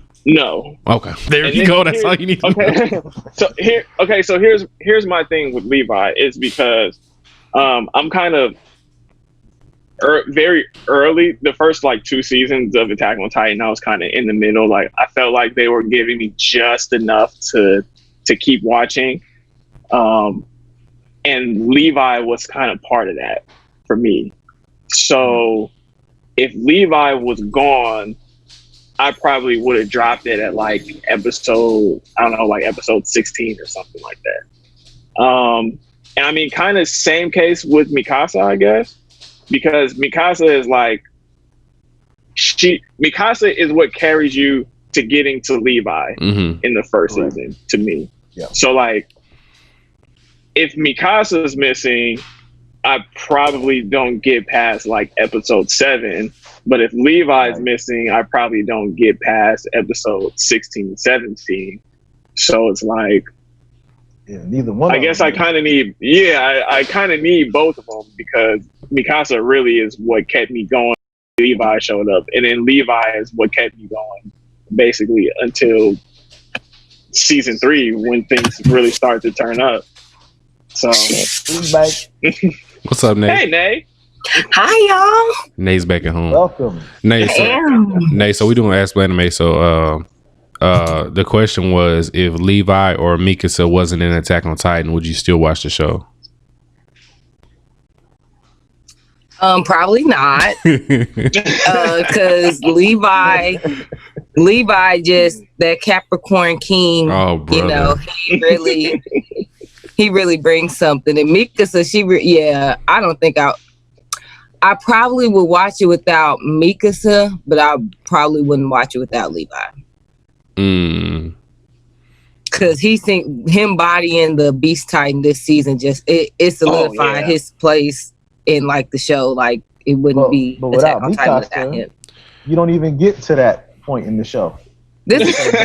I mean, cause Eren really needs her, but I could probably still watch it without her. Eren needs her because he's garbage. All right, hear me out. Hot take. Hear me out. So if Attack on Titan, if I never knew that, if they wrote the story and Mikasa or Levi was never written in there, I would probably still watch Attack on Titan, but even though I love both of them. And the reason being is because the way my dumb mind works is that I enjoy the aspect of the story where I don't know where these fucking Titans come from and why they do the things that they do, that I'm so curious that I'm going to keep watching to find out what is the deal with these Titans. And I'll keep watching based solely off of that if I didn't know Levi or Mikasa existed ever. So the characters in Attack on Titan aren't really what do it for me. It's more so the outside world itself. And the storyline itself. So you don't think they drug that too long though? No, because each season you find out some wild shit that kind of adds a little piece to the puzzle. You know, the other 9 holy whatever Titans, whatever the fuck they call the other founding Titans. Yeah. The little fucking potion that can transform you into a Titan, and then you find out that if you eat one of these special niggas, that you get to become whatever Titan they were. Like, it's little bits of shit like that I'm like, okay, this story is interesting. So I just really enjoy this story. So if that crew was just Eren and Armin, you'd be okay with that? So barbecue chicken ass. This is the thing with Mikasa and Levi, is that they're both essentially the same character, but one's male and one's female. Mikasa on one hand is Levi light. Yeah. So with them both being on the show, I have 2 badasses in the show, but with one or the other, I still have one badass I could always fall on. Is that if there's no Mikasa, I still got Levi who's gonna fuck niggas up. If I don't have Levi, I still have Mikasa who's gonna fuck niggas up. So I'm still gonna have one or the other that feed that aspect of the show. It just so happens that we got 2 of these niggas. Are they not related? Because aren't both of their last names Ackerman? They are. Yeah, they both got the same last name. They are, but we haven't touched on it yet. Okay, because I'm like Ackerman. Yeah, that's another thing why the show garbage. Like, how they haven't said to each other, "Hey man, we cousins." Like, you know what I mean? Like, you know what I'm saying? At least once. She's an orphan, man. They don't know about her past yet. Man, she looked like him. She looked just like him. She fight just like him. High key. Nay, I don't know if you heard our conversation earlier, but Brandon was mad at us because we didn't talk about Attack on Titan when he was in town that one time last year for the episode. Oh yeah. I forgot about that. Yeah. Why didn't we talk about it? Yeah, I remember that was the same week that it was Kasha's birthday, so we had a lot of fucking people over. It was just a lot of shit going on. So yeah, it was some other shit. Yeah, and I don't think we were as organized as we are now. So this is true. Yeah. Y'all ruined my life for 2 weeks because I was binge watching that shit to get caught up. I can't believe you didn't talk about it. I'm sorry, man. All right, next question. Look, I'll say. Go ahead. It now. You know what I mean? I like it now. Like, you know what I mean? Because I'm invested now. Like, you know what I'm saying? I have to watch it now. But figure out what's going on. But, you know, yeah, those first 2 seasons were terrible. All right. Lord Vale 93 said, have y'all watched an anime called 91 Days? It's a must watch. I have not even heard of it. What about you guys? It's on my want to watch, and I know our homies at Mike Check Waifu just did a review on it. And it's right up my alley. It's one of them weird ass animes, I believe, like a horror, thriller, psychological thing going on. So it's definitely on my want to watch. Like Juni Tyson vibes? That's definitely on mine. I really want to watch that, but I'm waiting for the anime. I'm not sure. I guess it may be similar as far as like, because isn't Juni Tyson like a psychological thriller kind of? Yeah, it sounds like and they got like a tournament kind of deal, yeah. I think so. I don't know if it's the tournament per se, but I know it's on that psychological thriller genre kind of thing, I believe. It's definitely on my want to watch. So yes, I will be watching it so I can listen to Mike Check's review on it. I have the summary for 91 Days for everybody. So it's called 91 Days. The genres are action, drama, and thriller. It has themes of historical, mafia, revenge, and tragedy. And the summary or synopsis is: during the Prohibition era in the lawless district, the law has no power. The mafia rule the streets, and the illegally made liquor flows freely. At one time, Avilio lived in the district, but after a mafia dispute ended in the murder of his family, he went into hiding. Later, Avilio receives a letter from a mysterious person that ignites his passion for revenge and leads him to return to Lawless. There, he infiltrates the Venetti family and gets close to Nero. Okay. So it sounds like some mob shit. Mob tie shit. I might like that. Man, I've had 91 days on my want to watch list for like 2 years, but haven't gotten to it yet. So I haven't seen it, but it's been on my list for a long time. But yeah, adding my shit on there right now. Add to list, plan to watch. And that came out in 2016. Okay, yeah. I never seen that fucking name before today, but I'll have to check it out. I might watch that today.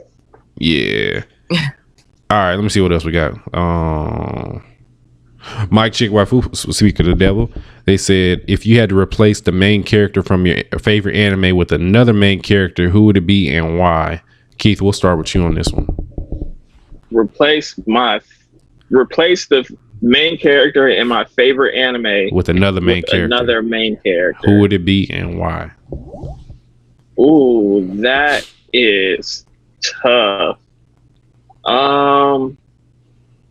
I don't know. Yusuke is kind of irreplaceable. He is. I was thinking the same thing. I'm like, who could fill Yusuke's role? But I don't know anybody else with that temperament. Nobody. Maybe Ichigo. You know what? Jotaro maybe could fit into there. Maybe. I like that. That's actually pretty good. I think he's probably the closest you could get to Yusuke is Jotaro. Yeah. Yeah, I can see that. Jotaro's a good one. I'm trying to think. Who the fuck? I gotta think. Who's my favorite main character? I gotta think about. Maybe somebody like Kenpachi could replace Yusuke. Somebody that just wants to like all that smoke. It has to be we want the smoke all stars to replace Yusuke Urameshi's like. Brandon. So is the question your favorite? So your character or your favorite show? Your favorite show, whoever the main character is of your favorite show, has to be replaced with another character.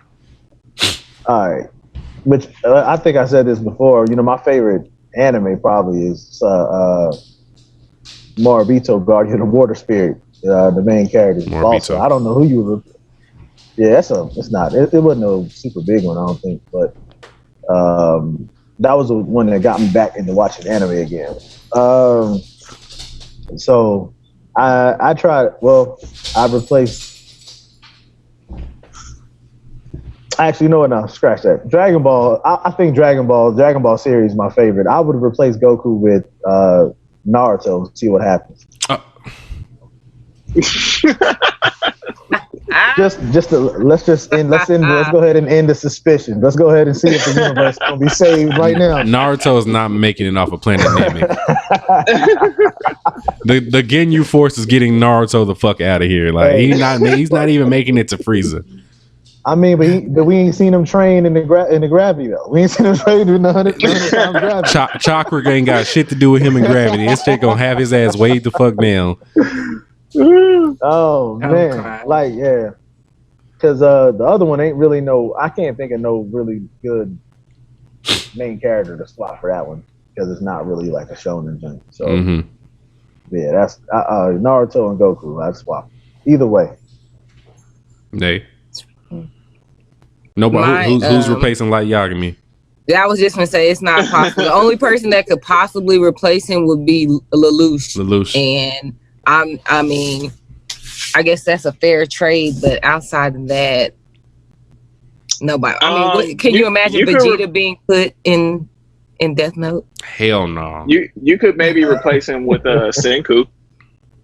I could see Senku taking Light's place. Yeah, that could work. The whole story would change, but I think Senku with the Death Note. Senku doesn't believe in killing though, so that'd be interesting. Oh, that's true. Yeah, you're right. Yeah, Senku doesn't believe in killing, which would be probably more to his taste. It would probably be fucking Tsukasa from that show. Yeah. If Tsukasa could get to it, Senku would find some way around it though. He would find a loophole that nobody knew about. Yeah, for sure. That's a good one, actually. Senku. That would be interesting. Yeah. Ooh. Okay. That's a good question. That was a good ass question. Yeah, it was. Shout out to Mike Chick, Waifu. They always have really good questions. We just got a few more. So those are all the ones from IG. We got some from Discord. I actually forgot to ask them. I forgot to do them last week. So let me see here. No, I'm not gonna do all of these because there's actually a few in here. But who got the worst ass whooping you ever seen in anime? P2. P2? Oh, probably. I like that one. That's a good. That's a good one. Worst ass whooping.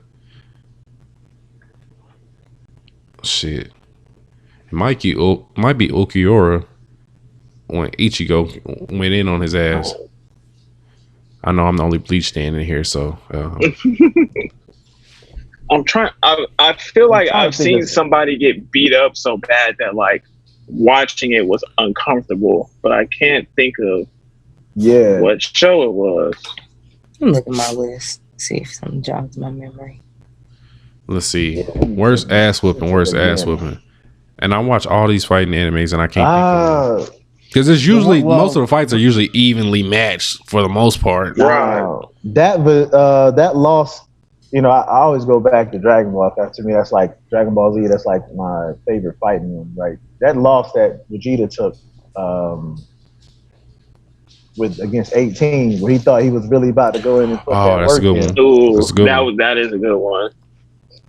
And she broke my man arm. That was bad. But there's what about let me look at my list real quick. I'm looking at my shit too. I'm like, let me see. Yeah, I'm looking at mine because that is a tough question. Like my instinct was automatically P2, but then I started thinking about like, is it? I feel like there's one I saw that was worse than that.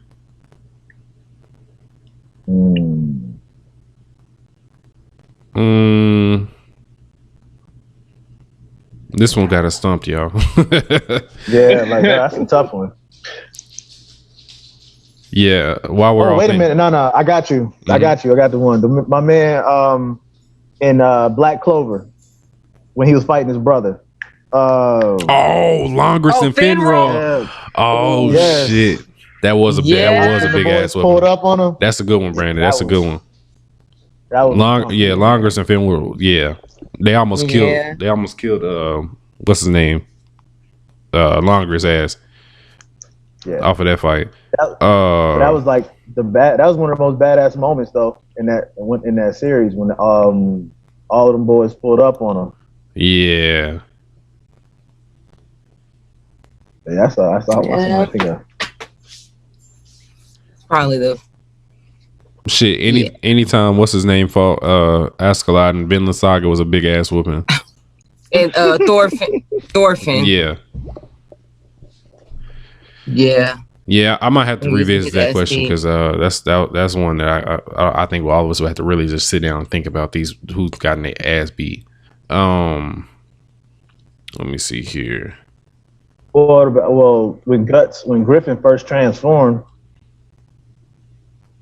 in Berserk, I haven't seen Berserk. That was uncomfortable to watch. Like when he was tearing everybody's ass up and old buddy had to cut his arm off and shit.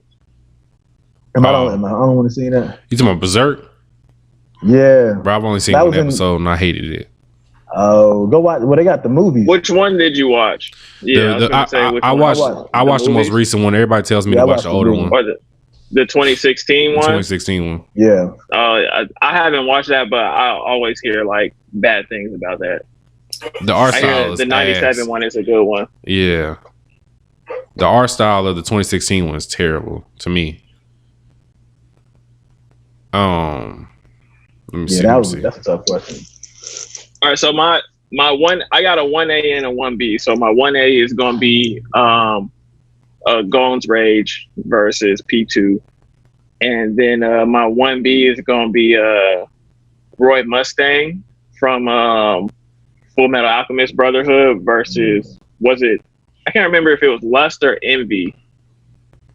I think it was, I want to say it was Lust. Because Lust was the woman? Yeah, Lust was a woman, and Roy Mustang beat her ass. Yeah, he beat her ass. That was uncomfortable to watch, too. Mm-hmm. He beat her ass. And then you thought he was going to let up, and he was like, oh, no, never mind. And it kept beating her ass. You know what? This is going to sound cliche now that you say that, but when Broly was beating Frieza's ass in the movie, in the Broly movie. Oh, in the Broly movie? Like when they went there, when they were trying to fuse, I was like, God damn. a little bit. Frieza was getting his ass beat for a cool ass hour. The crazy, it was at least an hour. Minimum an hour. No, because they had to try it. They had to try it. They did it like three different times. Yeah, so I was like, that's like an hour. Yeah, I was like, hour and a half, 2 hours. I think it was just in his ass, like, God, dog. Yeah, actually, you know what? Speaking of Broly, the first Broly movie, Broly versus Goku, that's very uncomfortable to watch too.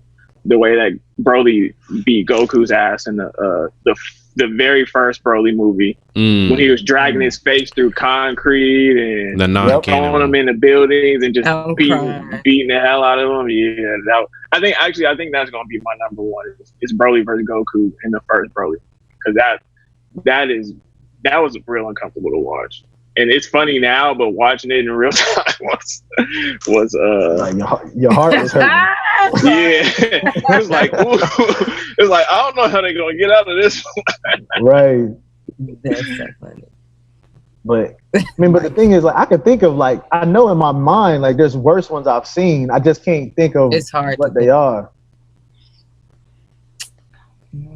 Yeah, listeners, remind us and tweet us and the worst ass whoopings you've ever seen, so we can kind of jog our memory and shit. Because it's late as hell over here where me and Nay are, but it's not as late for Brandon and Keith, so there's no excuse for them. So I'm gonna put the blame on them.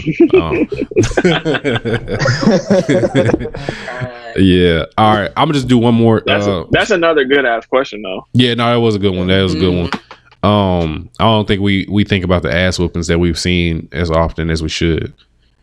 I'm gonna just do this last one, and then we'll keep it moving with the show and everything. So, what all has happened this year so far that you've learned that? What all happened this year so far? What have you learned, or something that you peeped, and then what have you learned about your taste in anime since the bench challenge started? So kind of a 2-part question. What was the first part? So what all with all that has happened this year so far, what have you learned, or what's something that you've peeped? That America ain't shit, but I mean, we've been new. I mean, outside of that, I'm gonna go too pro black. Fuck it. If it wasn't for black people, like, I don't know what the world would be, honestly. Like, that's what I've really seen this year. Like, learn that white people will never cease to not have me puzzled.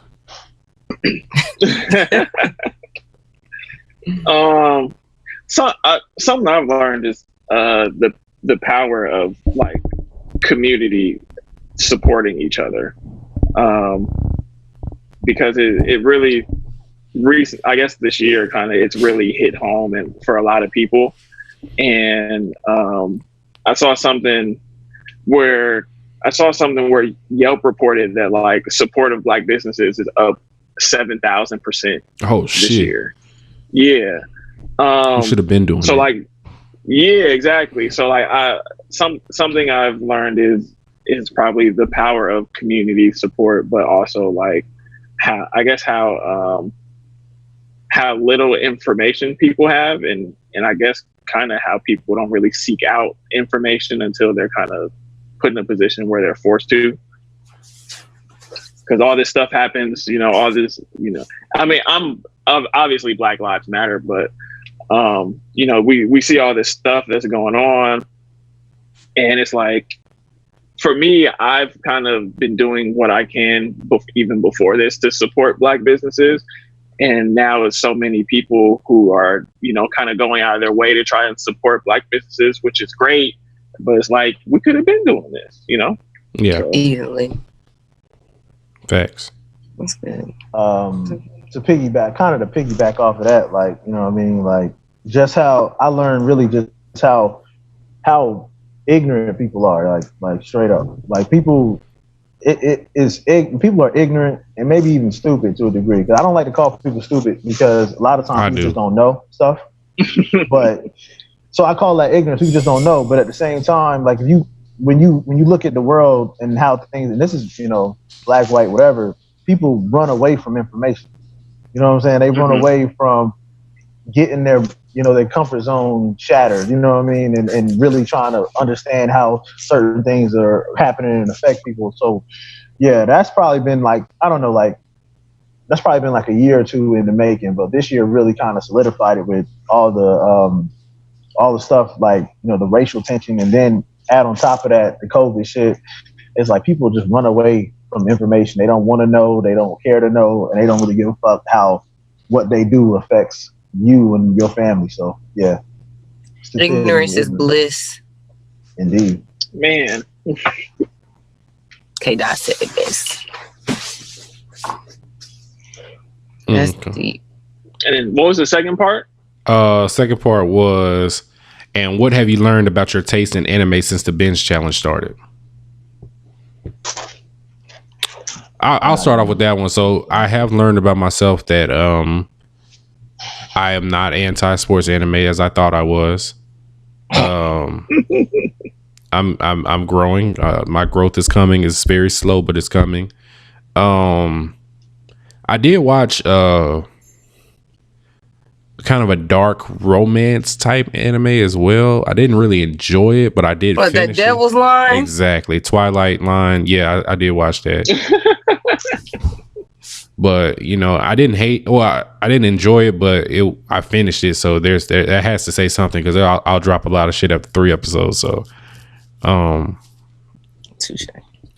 Yeah, I just feel like since the binge challenge has started this year, I have found out that that dubbed is a lot easier for me to watch as a new father. So, because now I can keep eyes on the baby and keep anime going in the background without missing too much. So yeah, that's all I got for me that I've learned so far in this binge challenge.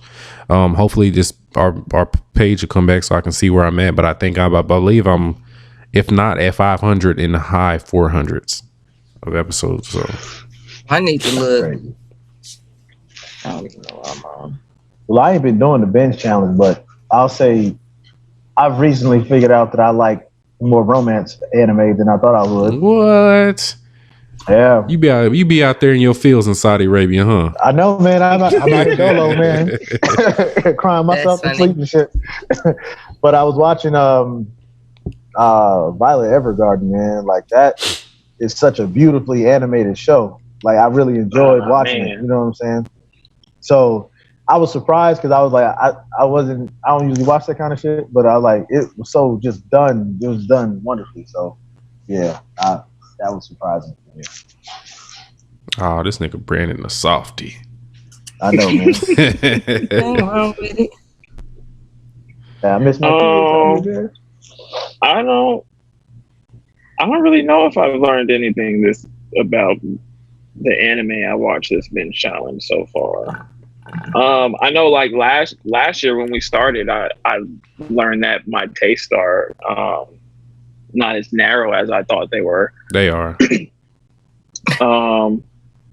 But I don't know, this year so far, I haven't really been watching as much this year either as I was last year, I feel like.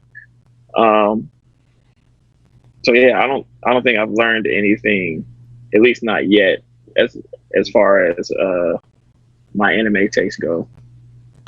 So since I'm gonna ask you this. So since we started in April, what show have you enjoyed the most? So what single show have you enjoyed the most since the bench challenge started? Ace of Diamond for sure. Definitely Ace of Diamond. Yeah. Nay, you got one off the top of your head? Mine would be getting in my slice of life bag. So, oh yeah, I was anti like happy shit. I'm like, I don't give a fuck about that. But what I will say is it has to be messy for me to like. So it could be slice of life, but it has to be like some you sleeping domestic with somebody. Girlfriend. Yes, some wish.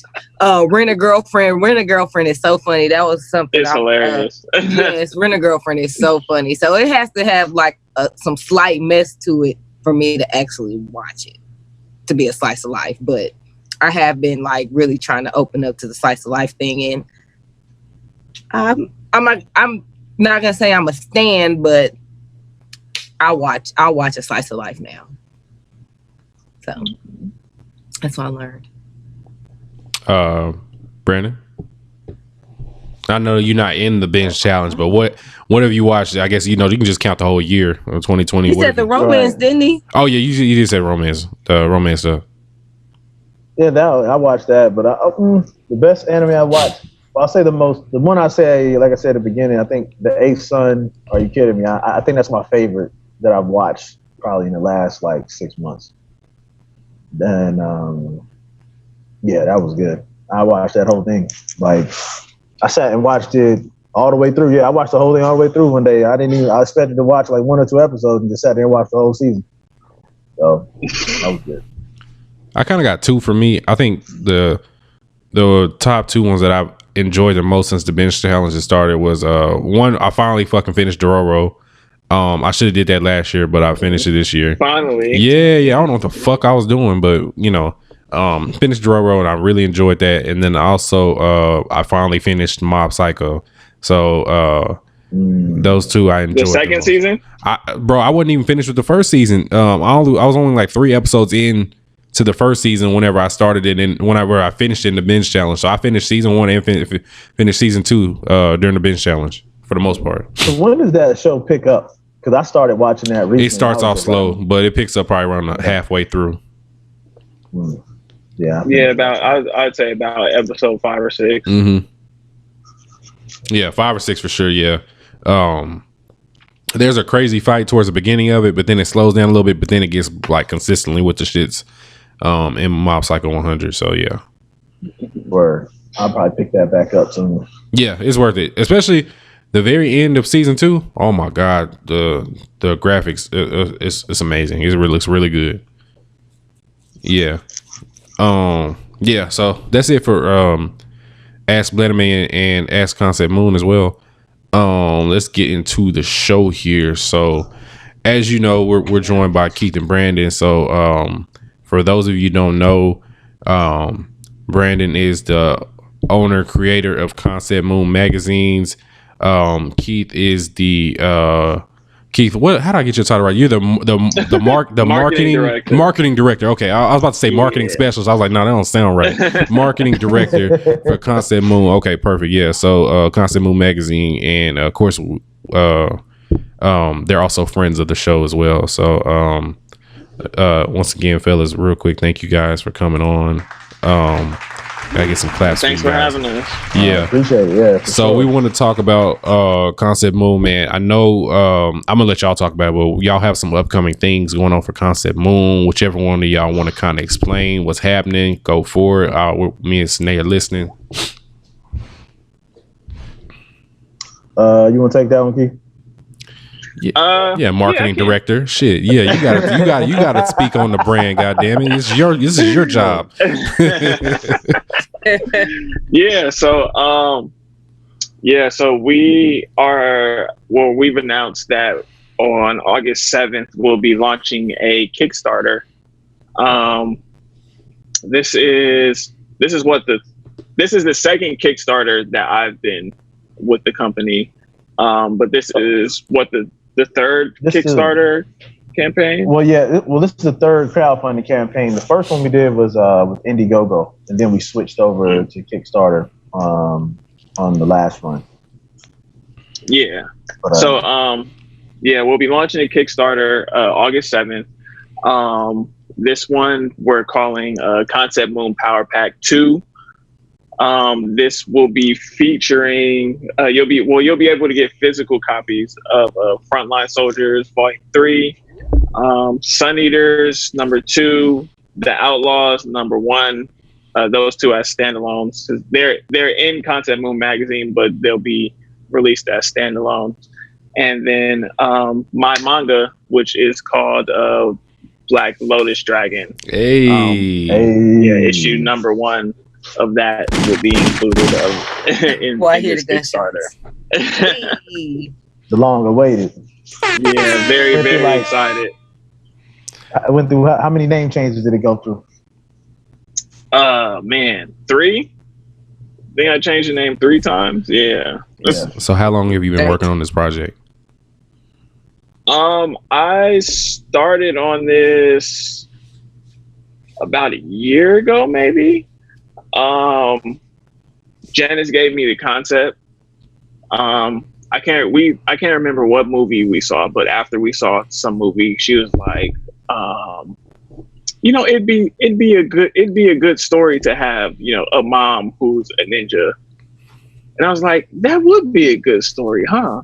And then I kind of just started working on it and developing it from there. And now we're here to Volume 1's about to release. So. That's so dope. Yeah, man, the art for it's looking so good. Like it's actually made by that particular story, Black Lotus Dragon, is made by the same artist that actually do Sun Eaters and Outlaws. Oh, okay. Those guys are super talented. Yeah, they're super talented. They can vary. They got crazy variations to their styles. Like, cause if you've seen all of them, those last two look completely different from each other. You know what I'm saying? And then he's doing Black Lotus Dragon. So these guys are really flexing their artistic muscles. You know what I mean? This go around and yeah, it's gonna be real dope. I think everybody's gonna read it. Black Lotus Dragon and really be excited for it, and really it's gonna make them want to read more. From what I've seen of it already, I'm already trying to be like, when's the next issue coming out? So yeah, man, I'm super excited because people that know me have known I've been talking about putting a manga out for a while, and I have a few that I've been working on, but like to finally have a chapter ready to go is like really surreal. Cause like, it's one of those things where it's like, you think you're going to get there, but at the same time, it's like, will I really ever get to that point? So yeah, to be kind of getting ready to release for real is like crazy. Wow. So congratulations. Yeah, congratulations on that, man. So I know you said you had some other projects on there. Is there any other projects that you want to speak on right now outside of Black Lotus Dragon that you have in the works? No, I'm gonna keep those in the tuck for now. I will say that I'm working on a sports anime. I mean, not sports anime, a sports manga. But that release is to be determined. Okay. Yeah, but now that one's gonna be dope. We're gonna integrate the idea for that one into the Concept Moon universe. So it's gonna be our main sport throughout all of the books that we putting out. So we really gonna have it really connected and integrated into what we're doing. It's gonna be crazy. So Brandon, I had a question for you, man. So I know with this upcoming magazine, I know all the titles of the stuff that you've already had in previous magazines. Do you have a lot of new entries, like as far as new original works that are coming into this upcoming copy? So we do have a lot of new stuff coming. We got which I've made some of this stuff public already. So we have some new comic books coming up called Stringer and Element, which is kind of like so the slight background for Stringer and Element is Stringer was a survivor of like sex trafficking as a child. You know what I mean? And so her whole mission in life is to kill everybody that was involved in that. You know what I'm saying? So Then you have Element, who is going to kind of be like no, we don't need to kill him, but we can capture him kind of deal. Like that's just a balance to that. So that's going to be coming next year. So you'll get your first glimpse of that in December, actually. But we got a lot of good stuff coming for you guys. Which I don't want to. I'll tell you that one, but I don't want to spoil too much. But we got obviously in the Concept Moon Power Pack 2, we got Frontline Soldiers #3, which is coming out, and that's big for us because a lot of people don't even make it to 3 issues when they come out. So we on issue #3 with just that one, and we got #2s coming out for all other projects. And then in October we dropping a big crossover with Wingless Comics and Constant Hustle Comics called Nightfall. And that's going to be a 5-part mini-series crossover. So that's going to be crazy. Oh, okay. So you're going to have some the Arrowverse type shit crossover going. Hey, just linking all these indie comics together, man. It's going to be real. It's going to be crazy. And I'm sure we'll be back between now and then to give you more information on that. But it's going to be real big at the end of the year. So December is the time frame that we need to look for the majority of all the stuff coming out. October and December. You get some August, October, and December. Y'all gonna have plenty of content between now and the end of the year. Yeah, we're kind of loading up the end of the year, so yeah, folks should be ready. I want to say too that the Frontline Soldiers 3. The art is gorgeous. Like, the art is really, really good. Is it any different from the previous copies? Well, it's the same artist, but he really gets in his bag. He got in his bag. Like some of look at some of the pages. I'm just like, yo, I want to put them shits on posters. Like, they're amazing. Like, the pages are he goes above and beyond. Like anything he's done before now. So for those that haven't listened to our previous shows or we've talked about these specific comics and everything, could y'all give maybe a little brief synopsis on some of the big titles like Frontline Soldiers, Outlaws, Sun Eaters, those shows? Yeah. Well, Frontline Soldiers is our quintessential team up comic. You know what I mean? It's a more American style comic book. And it's basically it's a team of 4 heroes and how they come together and how they're dealing with protecting Metro City, which is one of the bigger cities, one of our capital cities in the Concept Moon universe. And there's a lot of witty one-liners, good action. It's a solid jump off point if you're trying to understand what we're trying to build in the universe as a whole. Outlaws, the Outlaws is a manga style book that kind of circles around a family that finds out that they have powers and they end up on the run from the government. I said the universe, but they end up on the run from the government. And it deals a lot with the black family dynamics, and just dealing with secrets and things like that. Okay. That one? I didn't leave that one, did I? Sun Eaters. Oh shit! Yeah, Sun Eaters. Sun Eaters is my personal favorite one because that's the one that was my ode to Dragon Ball Z. I think we talked about it last. Yeah, we did. We definitely did. Yeah. And in Sun Eater #2, it's just more. It's more of that initial story building, setting up a story with Nas and his cousin Amar, how they find out about their past. And issue 3, when it comes out later this year, is going to be the beginning of our first little tournament arc. So it's going to be really big things coming for Sun Eaters. Tournament arc, all right, man. That's what makes and breaks an anime now. It's a lot of pressure, man. But I'm excited. I'm excited to see what it's. I'm gonna do it a little different than how I've seen it done. I think people are gonna like it. But no spoilers. Yeah, no spoilers. Okay. Yeah, I can't tell you how many Dark Tournament versus Chunin exam debates I've been in. Bro, I've been going back watching. I've been going back watching all the tournament arcs. You know what I'm saying? Just trying to make sure I get it just right. So it's gonna. I think y'all like it. Been taking notes from the tournament arcs to see, make sure you can have it exactly the way you want it to. Exactly, like trying to not make it too long, not make it too short. You know what I mean? Make the side characters or the new characters that might pop up like feel whole. You know what I'm saying? So it's been an interesting process. Okay. I was gonna ask y'all. So has the team for Concept Moon expanded a lot since this time last year when we spoke to y'all? Well, we've expanded out to we have a team of about 12 people now. It's like between 12 13 people in various capacities. So you obviously got the top four, which is me, Keith, Corey, and Rika. We've been adding dope artists. We added Nate from Yamasi Technology. He does a lot of our video animation, and we got some motion comics coming. And we got a couple writers we added on. But yeah, we've added a few people. We got a solid squad now, man, and it just makes the whole process like that much easier. Everybody kind of knows what they're doing. Everybody knows their role, and so it takes a lot of pressure off of me and Keith because. Man.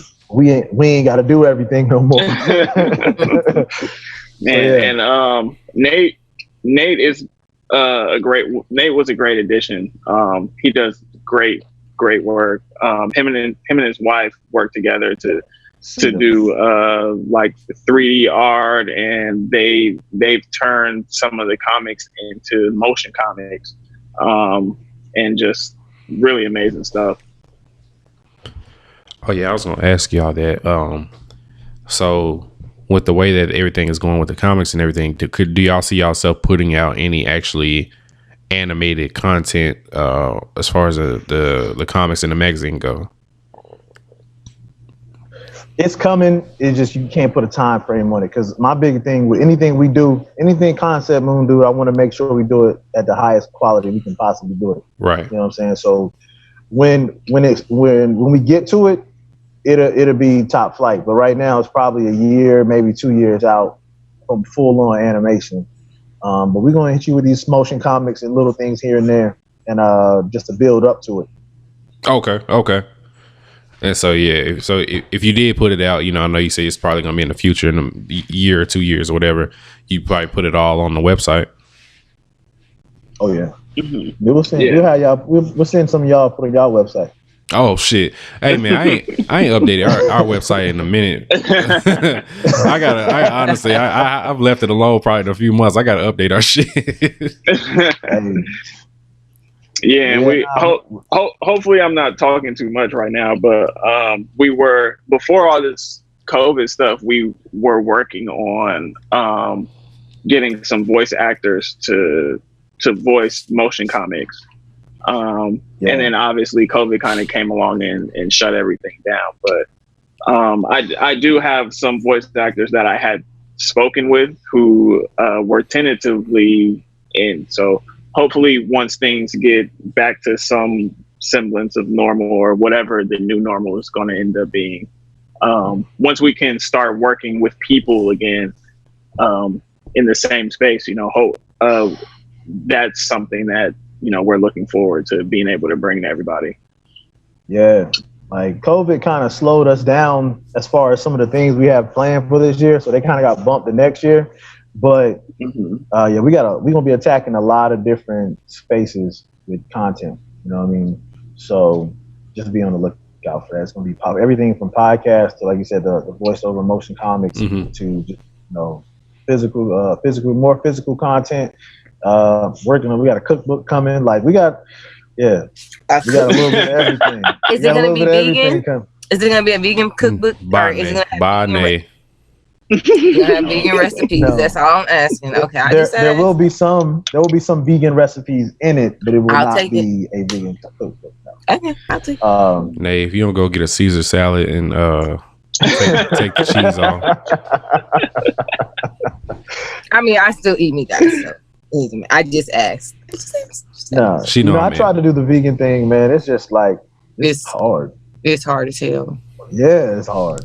It's hard as hell. See, I'm born and raised in Texas. Like, it would be an insult to my ancestors if I put meat down. So My grandmother would look at me crazy if I didn't have meat in my diet. So, yeah. I mean, but you ain't even had the best barbecue yet. Brandon, don't do this, bro. You know what it is because you didn't go to Pecan Lodge when you were here in Texas last time, so I know you don't even understand what you're saying right now. So everybody knows that the best barbecue is in North Carolina, man. Come on, fam. I was gonna say Memphis. I didn't know it was North Carolina. Yeah, I never even. I've heard Memphis. Memphis always argues. It's North Carolina. Look, it's North Carolina. Y'all come down and find out. Look, when I come back, I'm bringing y'all out. Fam, if I'm looking for an armadillo on a grill, then maybe I'll go to North Carolina. But I'm that's not what I'm into. Hey, look, just remember, keep the same energy when I fly y'all out to Carolina, and y'all leave fat and happy. Okay, I'm not mad at this. Yeah, all right. Well, I'm fine with that too. We're gonna have to do a special episode of Blanime from the Carolina restaurant where I'm gonna be hooking y'all up. Oh yeah, I'm a live stream. I'm a live stream the shit out there shit, and I'm gonna be like, look, this is North Carolina barbecue. This shit doesn't hold a candle to Texas. Said no one ever. It's taking heads. You gotta do better, man. Shit. I can't talk my usual football shit, so I gotta talk. This food shit. Talk barbecue. Yeah, you was beating me while I was down on the podcast last year about the Cowboys. So I'm here to give the Panthers all the smoke that they deserve. Man. And I wouldn't respect you if you didn't. So I mean, you got to do what you got to do. Weird ass Cam Newton. He deserved better. It was something I was about to ask. Oh, COVID. Y'all mentioned something about COVID. So I was going to ask y'all. So, with COVID happening, of course, that fucked up everybody's life or whatever. Have y'all seen any kind of major setbacks to Concept Moon, or has, for the most part, y'all adapted pretty early and kept it moving as scheduled as you would have? I think it kind of threw a wrench in our plans, but I think we've adapted pretty well so far. One of the hard things was cons being canceled, and I mean, we were supposed to be at a con with you guys too. Man, so we were supposed to be at DreamCon with y'all. So you guys know, but cons being canceled kind of was a big speed bump kind of to get over, because cons are like, people get to actually meet you and talk to the people behind the company, and you get to like get face to face with customers or potential customers, and you get to expand the reach too, because people are just walking by and we're going to have a booth and all of that. But other than cons, I think we've adjusted pretty well, at least so far, which has been, I think it's been big, because some companies haven't been able to do that, so we've been pretty fortunate for that. Yeah, like the cons, like you said, the cons kind of it threw a wrench in the plans that we had, but we were already mostly digital anyway, so we just kind of stuck. We just basically fortified what we were already doing, and we've seen really good results from that. So I ain't going to go too long on that. So Brandon, I don't know if you knew this, but we were all supposed to get together at DreamCon, and we were actually going to have a grill wars there. So you really missed out on real Texas barbecue then too. No, you missed out, because I was gonna fly in and surprise everybody. Like, I had a whole plan. You know what I'm saying? Hey, man was we're gonna have to settle this. We're gonna have to settle it, all right? Because I want to see what this barbecued char grilled possum that y'all have in North Carolina, and see what y'all really own out there. Because all right, bro, I got you. Hey, look. I'm not even gonna cook it for you because y'all ain't on that level yet. I know exactly. I mean, it's levels to this shit. I gotta take y'all to the beginning so that y'all can really understand. You know what I'm saying? So I know exactly where I'm gonna take y'all. You know what I'm saying? That's y'all fine. I'll take a rack of beef ribs. You can get Nace the jackfruit special, and no. I want some real brisket, or I don't know if that's just a Texas thing. I need some, I got you beef covered. ribs. Hey, I'm dead, man. This is a random question, man. How many artists do y'all have on the team? I was just curious. Actually, I'll put it like this: y'all may have artists on the team, but do y'all have artists on the team, or do y'all just contract artists for the projects? Now we have so we do contract everybody. We don't have any official like employees. Okay. You know what I mean? It's outside of us, but we use the same artists like for all of our projects for the most part. Shout out to Chris Williams. He's one of our newest guys. He's working on his project. Prophet the Hitman was actually supposed to. We were trying to get it into this Kickstarter, but we ended up having to reschedule with just the way his schedule broke down and getting shit to everybody. But we got about seven artists on the team now, I think. We got both the guys from Copy Crew. We got Chris Williams. We have Muhammad, who does Frontline Soldiers and Free Fall Guides. I'm forgetting somebody. Who am I forgetting?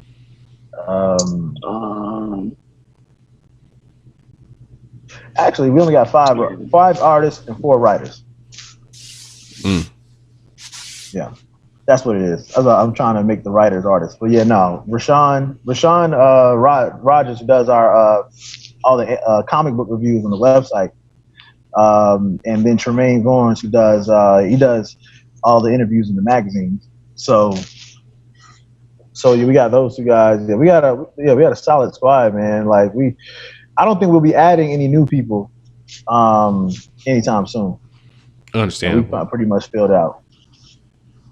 Understandable. Okay. Keith, I had a question for you, bro. So with you already being the marketing director, and then you also got your work that you do outside of Concept Moon, man, how do you balance getting all that work done in a single week? And then you got your personal time, yeah. Right. Uh-oh. Keith, I think your audio's gone, bro. Yeah, we can't hear you. Oh, now I can hear you. Keith, say Can you hear me now? Okay, yeah, there you go. There you go. Okay. So with Concept Moon, I get a lot of flexibility as far as my schedule. So I kind of I make sure to work on stuff whenever I didn't improve no flexibility. I have time.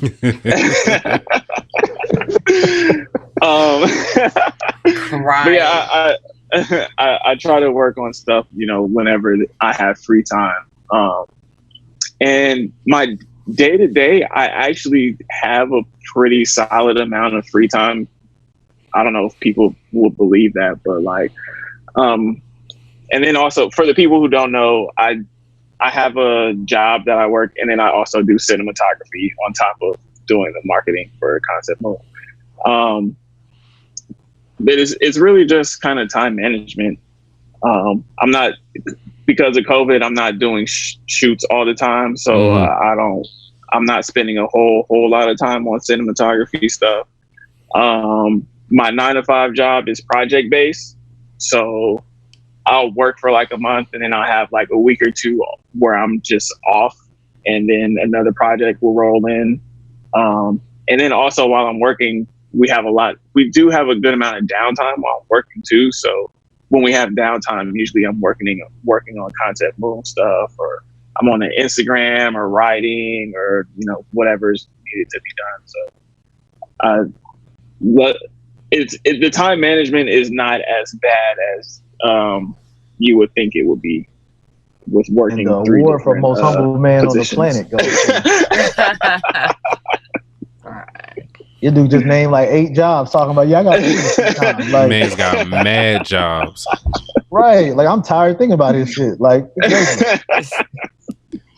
but I'm the kind of person too that's like, if I'm doing stuff that I enjoy, it doesn't feel like work.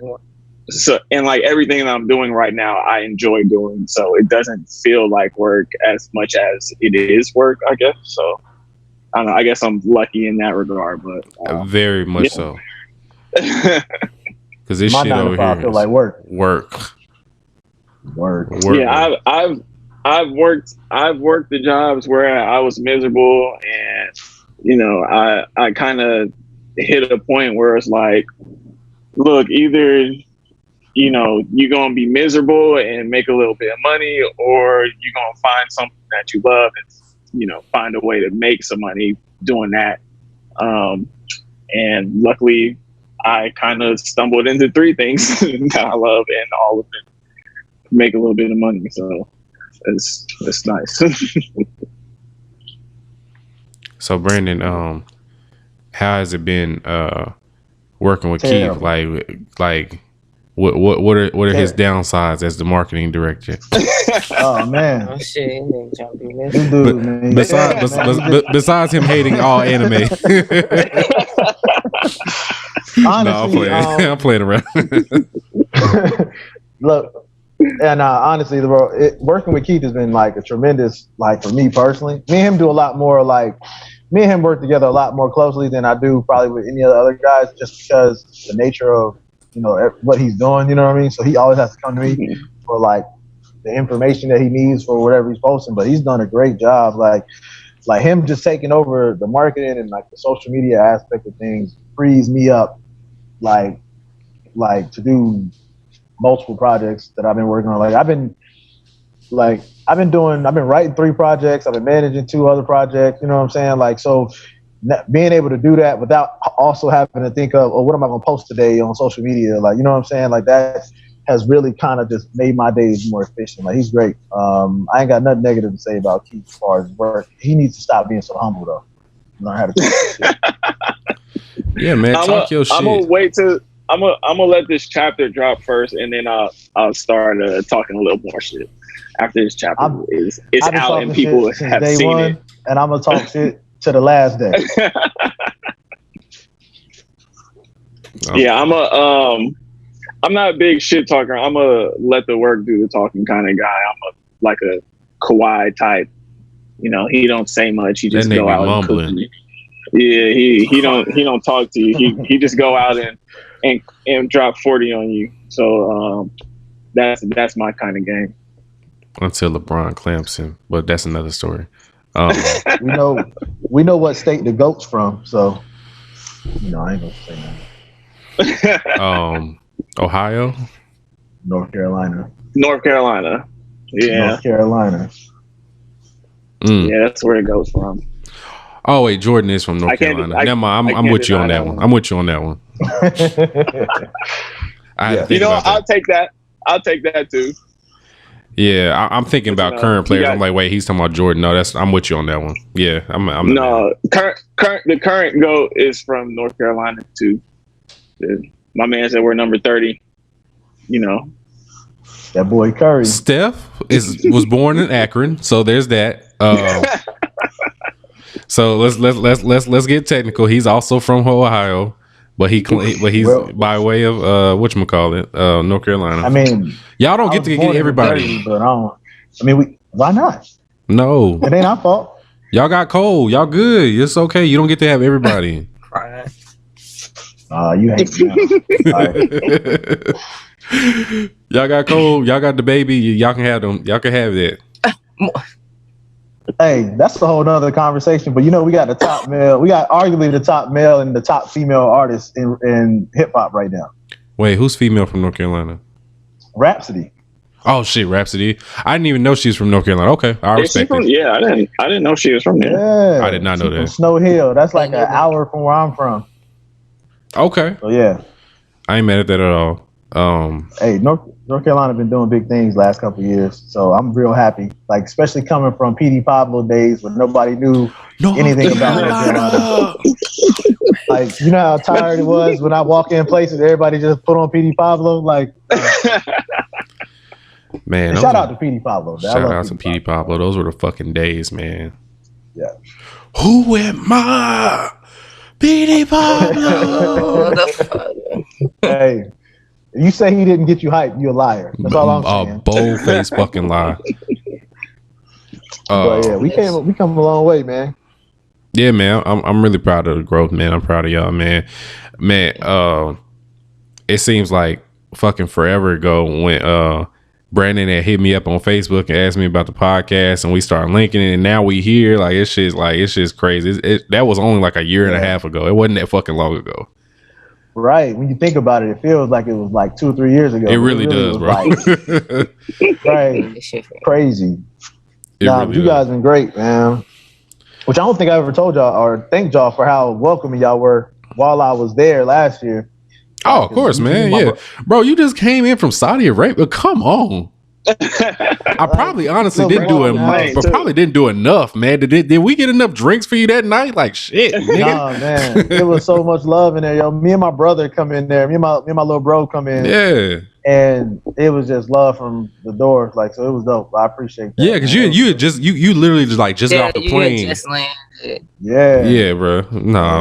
No, we appreciate that, man, because shit.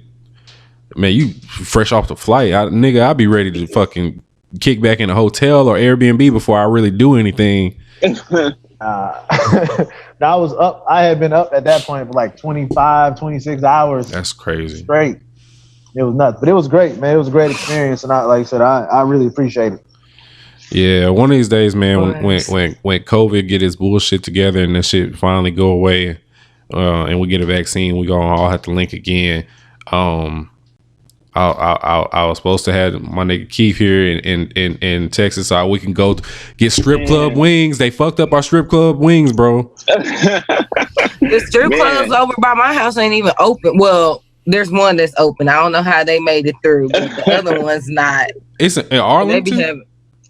That's Fort Worth, technically. Oh, no, that's the white bitches. That's the white strip club, huh? Well, no.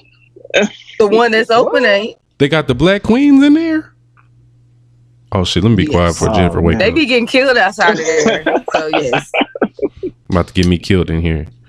Yo, I seen a meme. It was like the strip clubs open and it had all the different Mortal Kombat women with the mask on, like the time and all that.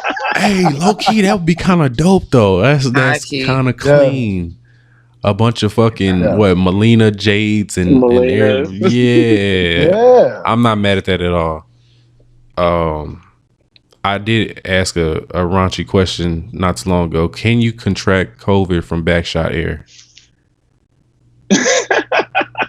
Somebody needs to explain to me if that's a possibility. That's a terrible thought. He said, "I'm sure." I'm sure you can. At this point, it's from droplets. Okay, it's from droplets, and I feel like if it's a moist one, it's probably droplets in there that has it. That's a terrible thought. All right, don't mind me. I'm sorry, y'all. Don't pay me. Don't pay me no fucking mind. I'm sorry, Nate. I'm not even. She used to it. Yeah, right. I'm still not over. I'm still mad at Nate anyway for her movie take. Anyway, we won't get into that. Well, she likes what's this shit called Human Centipede. So I'm still mad at her for that. Oh. See, well, Keith is like, he's like, what? I haven't seen it, so like I know the idea. Nigga, please go watch it. Go watch it. You have. This is one of those things you have to see. Was not feeling it. It's one of those things you have to see to understand how much you should hate it. No, don't do it. It's just like, wow, who would really come up with this and then come up with like two more after. Yeah, like it's kind of like, damn, I can't believe you did this, but I want to watch it to see how you came up with it. It's not. I mean, it's horrible, but it's not that horrible. He sold a woman's mouth to a man's asshole. I feel like if you get caught up, if a nigga can kidnap you to do that, then I mean, I don't know what to say. I have people mad. Hey, I just know. Look, man, bro, that shit would not happen to me. Saw is all I need for body gore. Like, that's it. Saw is my body gore limit. I'd rather watch two girls than watch Human Centipede. Oh no! But that's only like a minute long. I can handle 2 girls, 1 cup. Human Centipede is literally like an hour and 30 minutes of shit traveling through 3 different bodies. I was gonna say something. Y'all was gonna be like, That shit, I didn't eat Frosties for a solid straight up. Like when we were in high school, I see that shit. I was like, "But got such a Frosty." I was like, "I'm cool." Oh shit! Okay, Nay, a Frosty of all things. What's crazy is when somebody sent me that, they was like, "Yeah, there's 2 girls eating ice cream." That's how they introed it to me. They said, "Bruh." Yeah. I heard it was actually ice cream and not actual doo-doo. Like I don't know what to believe. Like I couldn't smell it, so I can't tell you if it was doo-doo or whatever it was. Have you seen the video? I have. It was like high school though, so I'm like I didn't really like inspect it like that. Because in it, look, I saw the video in high school too, and I'll never forget because you actually see her shit into the. But I feel like they put it in there and then shit it out. Like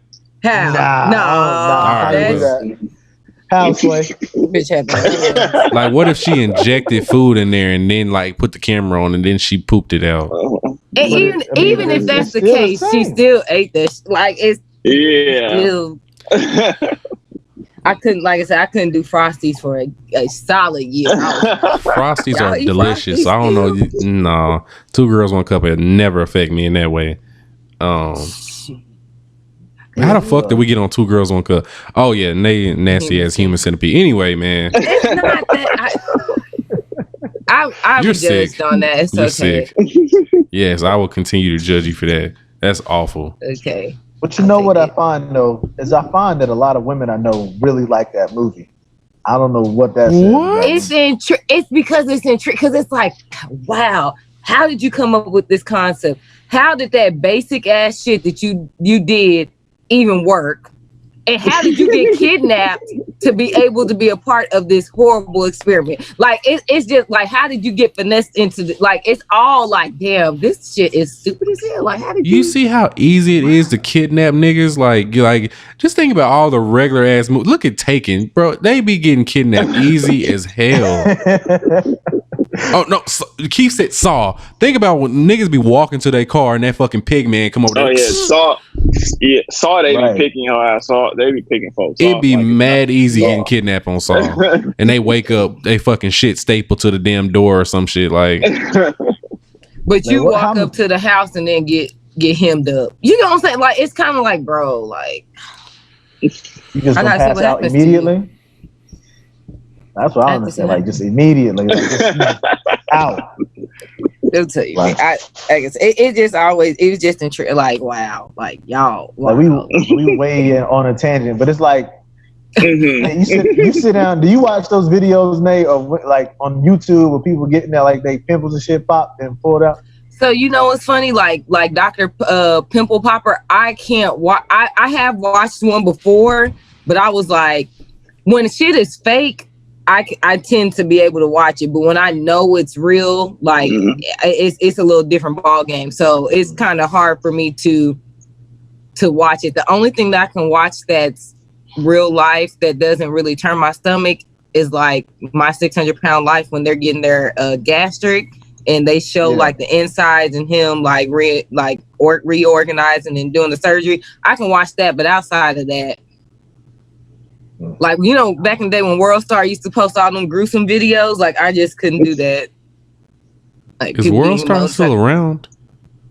Barely. Well, the owner, think so. The owner of World Star. I know the owner died. I just didn't know if somebody kept it going. When was this? Q died like 2 years ago. This was like 2 years ago, 3 years ago, I think. Yeah. It had to be. Yeah. 3 years ago. Yeah, Q died not a while back. World Star Q. I didn't know that. Wow. That nigga dead, man. That shit back in the day was those backyard fights. You don't remember them shits? I've been watching that backyard fight with Kimbo Slice where he broke his buddy's eye and his eye was hanging out the socket. So this is no cap. We have really went on a tangent, but back in the day when me and Mike were in high school, there was this thing that came out called Agtown Fights. So it's basically Arlington. So where the current Cowboy Stadium at Arlington. Yeah. They did compilation video of fights, like high school fights throughout the city, and made like a fucking DVD. And it had like 2 or 3 series to it. And it was Real just life people, got a high school. Yeah, no, really though. Like I remember the biggest one I think I seen, it was either a fight at Six Flags or a fight at the McDonald's in front of Six Flags, like a full out brawl, like probably 30, 40 people just like boxing. And my dad bought it for me and brought it home. Let me watch it. Yo, when the last time you got in a good scrap? Like Nay.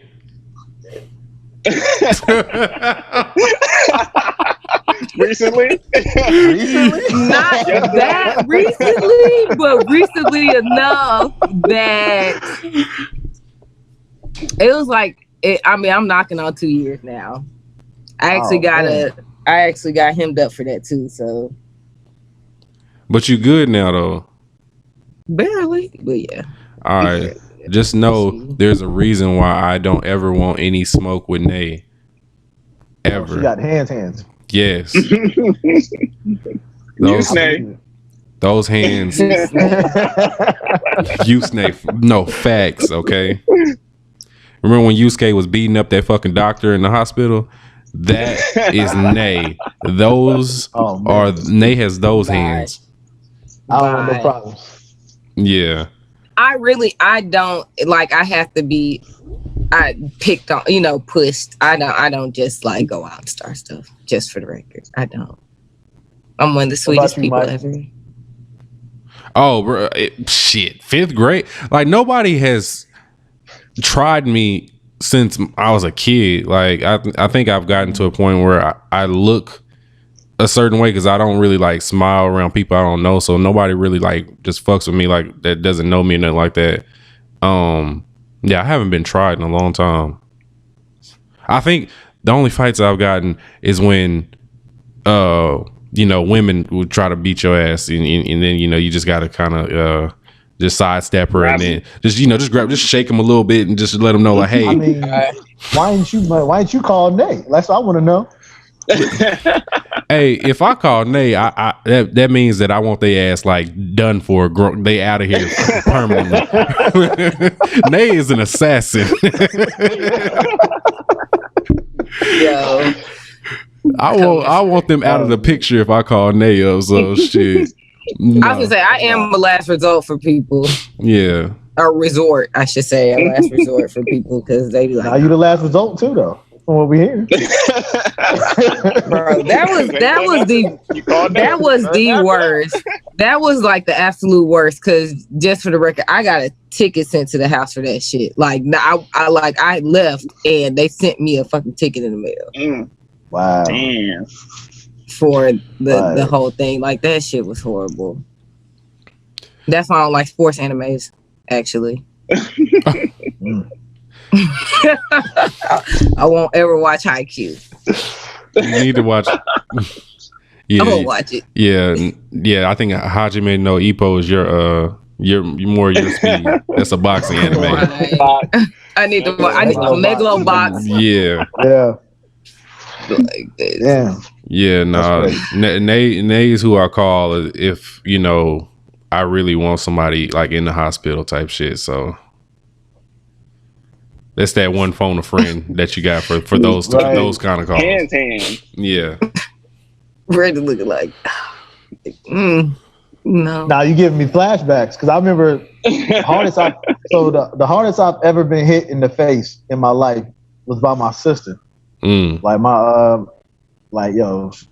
and I had heard the stories like growing up, like my sister could really throw hands and she put like her friend in the hospital. You know what I'm saying? Like, but I had never like experience it. Right, you know what I mean? Man, I walked in the house and pissed her off one day. Like she wanted me to clean up something. Boy, she fucking cleaned my clock. I went in the room and just went to sleep. It was like 5 o'clock. I just went and laid down. Like the next day for school, like never giving her no more trouble. Like straight up. Those ones when they hit you in the middle of the nose, be having your shit watered up. That shit be the worst. Yep. Yeah, my bad for putting us on this tangent. It's okay. No, it's funny. It's fine. It's fine. Anytime I can remind niggas that Nay is a killer, I would like to do that. So You know, it's funny. Everybody, I'm glad people have kind of forgotten about that. Because I am really nice. I really am. Like, I really don't like being like that. So Yeah, she nice until it's time. So, you know. Boy. No, for real. If Mike didn't speak so highly of your hands, I wouldn't know that you was a fighter. Thank you. That's exactly. Because I'm the sweetest thing. Even in basketball, was actually like she got that cool killer look to her though. Like I see it. I saw it when I was there, but I ain't want to say nothing. No, I was really not. No, I was so nice. Then. No, you were super nice, but it, like you also was like, I knocked your ass out. It's just because I'm tall. This is true.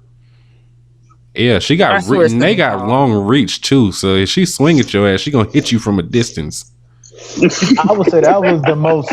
That was the caught me up. I didn't realize she was like you were taller than I thought. Like, you know what I'm saying? Like, so, and only when all of y'all kind of look, I guess, like y'all look like yourself. Like, you know what I mean? I seen your pictures obviously, but I didn't realize how much, like how tall you was. I was like, oh shit.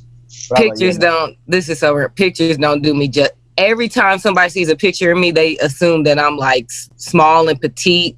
And then when they see me, they be like, damn, you a little bigger than I thought. I'm like, yeah, sorry, yeah, I am just a little bit. So we know they got that Roy Jones reach now. Oh, speaking of which, non-anime, who winning between Mike Tyson and Roy Jones Jr.? Mike is winning. Mike? Well, hold up now. Yeah, here we go. I want to hear this. There's no knockouts. Wait, no, what do you mean there's no knockouts? That's the rule, no knockouts. Wait, then why the fuck are they fighting? For the fight, I think it's for a charity or something. So Mike can't knock that nigga out. Celebrity fights, right? So I mean, if you got to go down to points, I mean, it might be closer than y'all think. What if he accidentally knocks him out? How does that work? I don't know, but yeah, because how do you tell Mike Tyson to not knock somebody out with a punch? Oh, I thought I was gonna be tuned into that shit, but now I don't even care no more. I mean, but Roy Jones is my favorite boxer, man. Like I tell people all the time, like I grew up when we grew up. I think we all about the same age. We grew up. Roy Jones was that dude. Like, you know what I mean? Like Mike had a couple big fights that I remember like growing up, but I mean, like prime Mike was already kind of like gone because of jail and whatever other reasons, you know what I'm saying? All that other bullshit. Roy Jones, yeah, like Roy Jones was my dude. So I'm like, he ain't no slouch though. Like he just ain't got Mike power. That's the only thing that, like, to me separates the two of them. Mike got crazy power, but Roy Jones knocked people out too though. I think people forget that. But if I had to pick, if they was fighting one straight up, like I gotta go Mike, man. I can't. Yeah, man. I've seen them videos of Mike training. Bro, that nigga look like his shit hurt. At 50-some years old. Yeah, he look like he ain't missed a step. That nigga got that old man strength now. Tell you lose a step, but Roy's still quick with his shit though. Like if you look at his he was doing some training videos too. He's still quick. He's still real quick with them hands, man. But Mike got power, bro. It's crazy. Yeah. Yeah. Mike got that Roshi power. Yeah. I'm fucking dead. Like crying. Yeah. Well, shoot, man. I don't think I got anything else for you guys. Y'all got anything else that we need to go over before we get out of here? Anything that I missed? I don't think so. Kickstarter August 7th. Y'all shoot me the link to that Kickstarter so I can make sure I put it in the description. Will 3 days after my birthday, so make sure y'all show that plenty love. Hey. Wait, when's your birthday? The 4th. 4th? Oh, the 4th? Okay, bet. Okay. Happy birthday. Hey, about to be 33 out here. Same age as Jesus. Damn.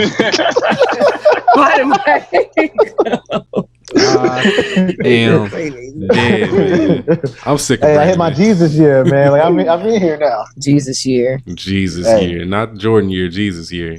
And then hopefully we'll be dropping the pre-launch link on his birthday. Okay. That's the goal. So And pre-launch link should be ready on the 4th. And Keith, just so I understand with Black Lotus Dragon, that's all dropping with the magazine in October and in December. So that will drop at the end of the Kickstarter. So Kickstarter will end September 8th. So basically on the 8th, we'll probably send everything to print, and I'm not sure the turnaround time on the printing, but once the print run is out, it'll be out. So. And for just to clear the confusion, there's no Concept Moon magazine actually this time around. It's just the 4 solo titles. Concept Moon magazine coming in December. Yeah. Okay. Because y'all still owe us an article for the next one. Oh yeah, we ready. Hey, you give us our deadline, and we'll send it in. Mm-hmm. We'll be ready, and we'll meet it. But yeah, because we were gonna do one for this one, but because again, COVID kind of when it hit, it kind of accordioned our release schedule, so we kind of just pushed it to the end of the year. Yeah. But if anyone missed the last Kickstarter, that was the only time that physical copies of Concept Moon Magazine #2 were available. But we will have a reward tier where physical copies of Concept Moon Magazine 2 are available again on this coming Kickstarter. Nice. To piggyback on that, right? I'm feeling in my military bag right now, piggybacking on shit. But so we're not doing any more digital PDFs. We're not sending any more PDFs out. If you want digital, you got to go on the website, conceptmoon.com, and subscribe to the website. Get the Gold Moon subscription. Right now, I think it's $7.99, and you can get a month free. So if you want digital, and that's your way to read books, and we got you covered. But the Kickstarter for all physical tier, all physical down stuff. So we got posters, books, and we're gonna do T-shirts this go around too. Also, one of the big packages I think people are gonna like is that you can get yourself drawn in the style of the book that you like with the characters. Okay. Put me up in something. Yeah. Okay. So, all right. Oh, one last thing I just remembered. Nay, did you get your shirts? So literally, since I just got in today, I haven't checked the mail. So I will check that first thing in the morning because it probably came sometime this week. Word. Yeah, they should be there. Shit, I need to You know, order. USP is shirts. struggling right now. You ain't got to order nothing. You know we got you. You got some on the way. So I can, because this is a one-piece shirt, but so I can be in this North Carolina. Come on away. Yeah.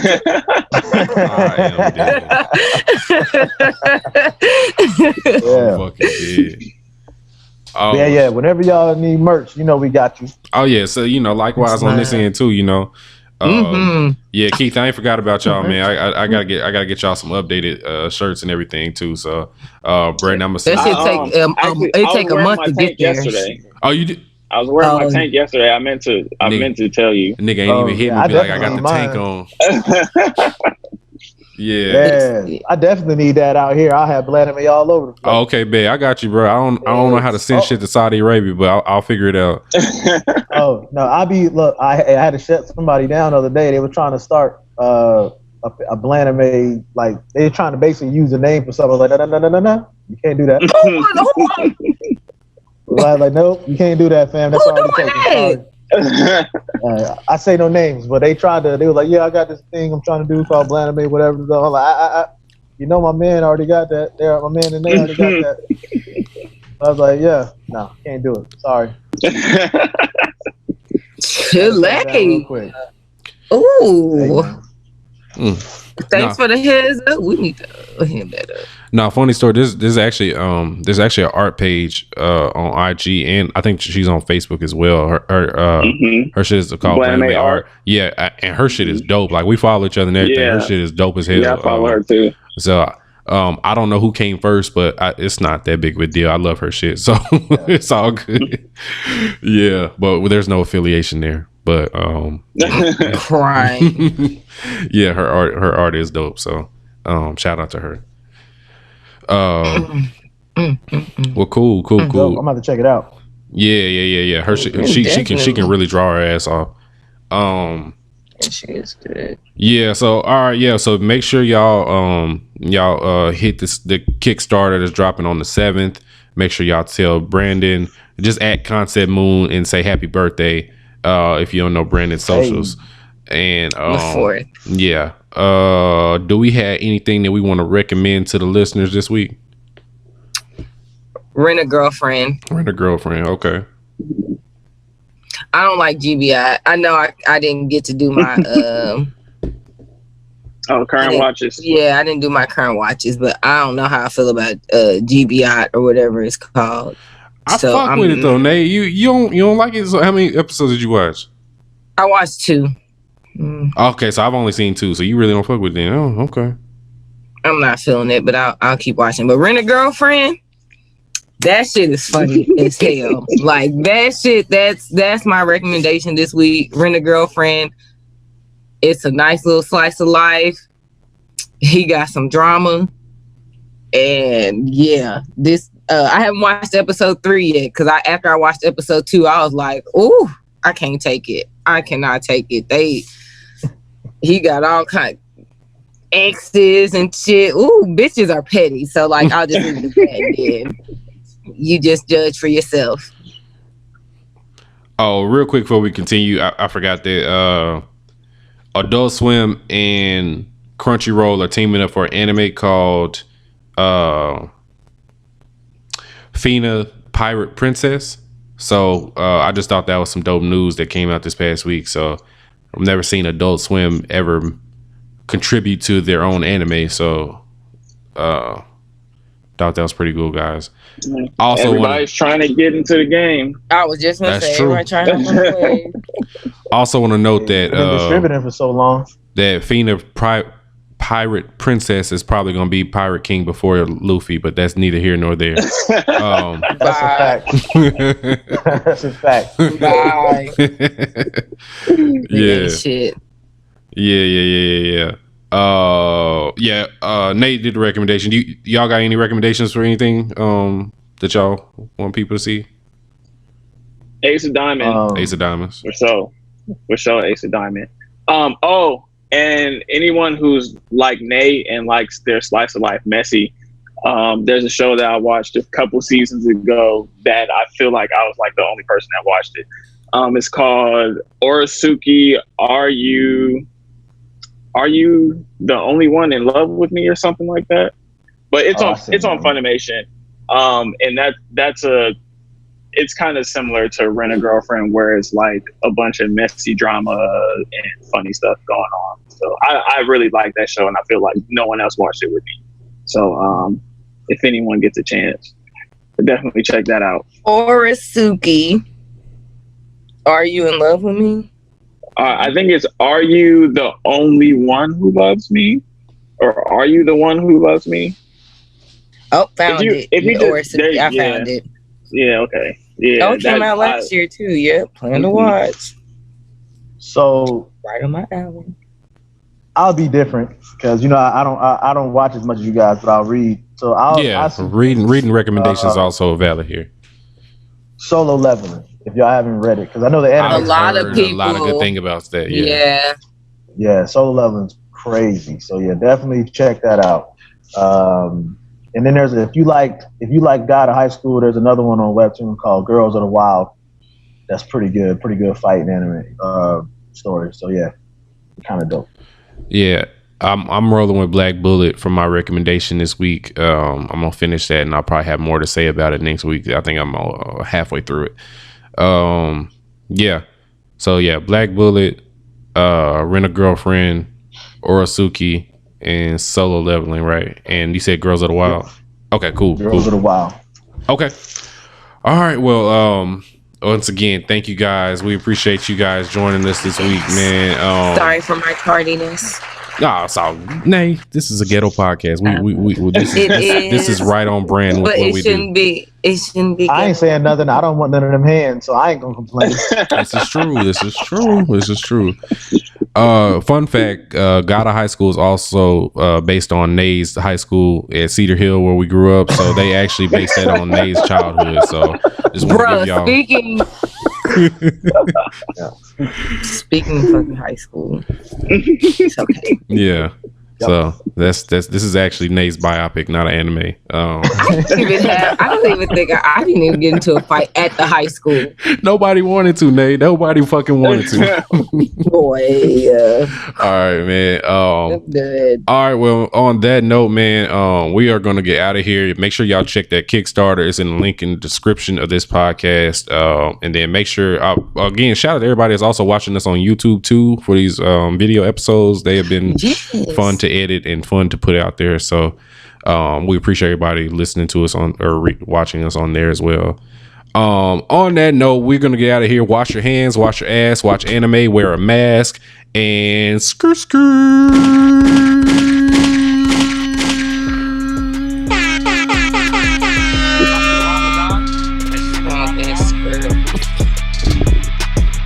Was that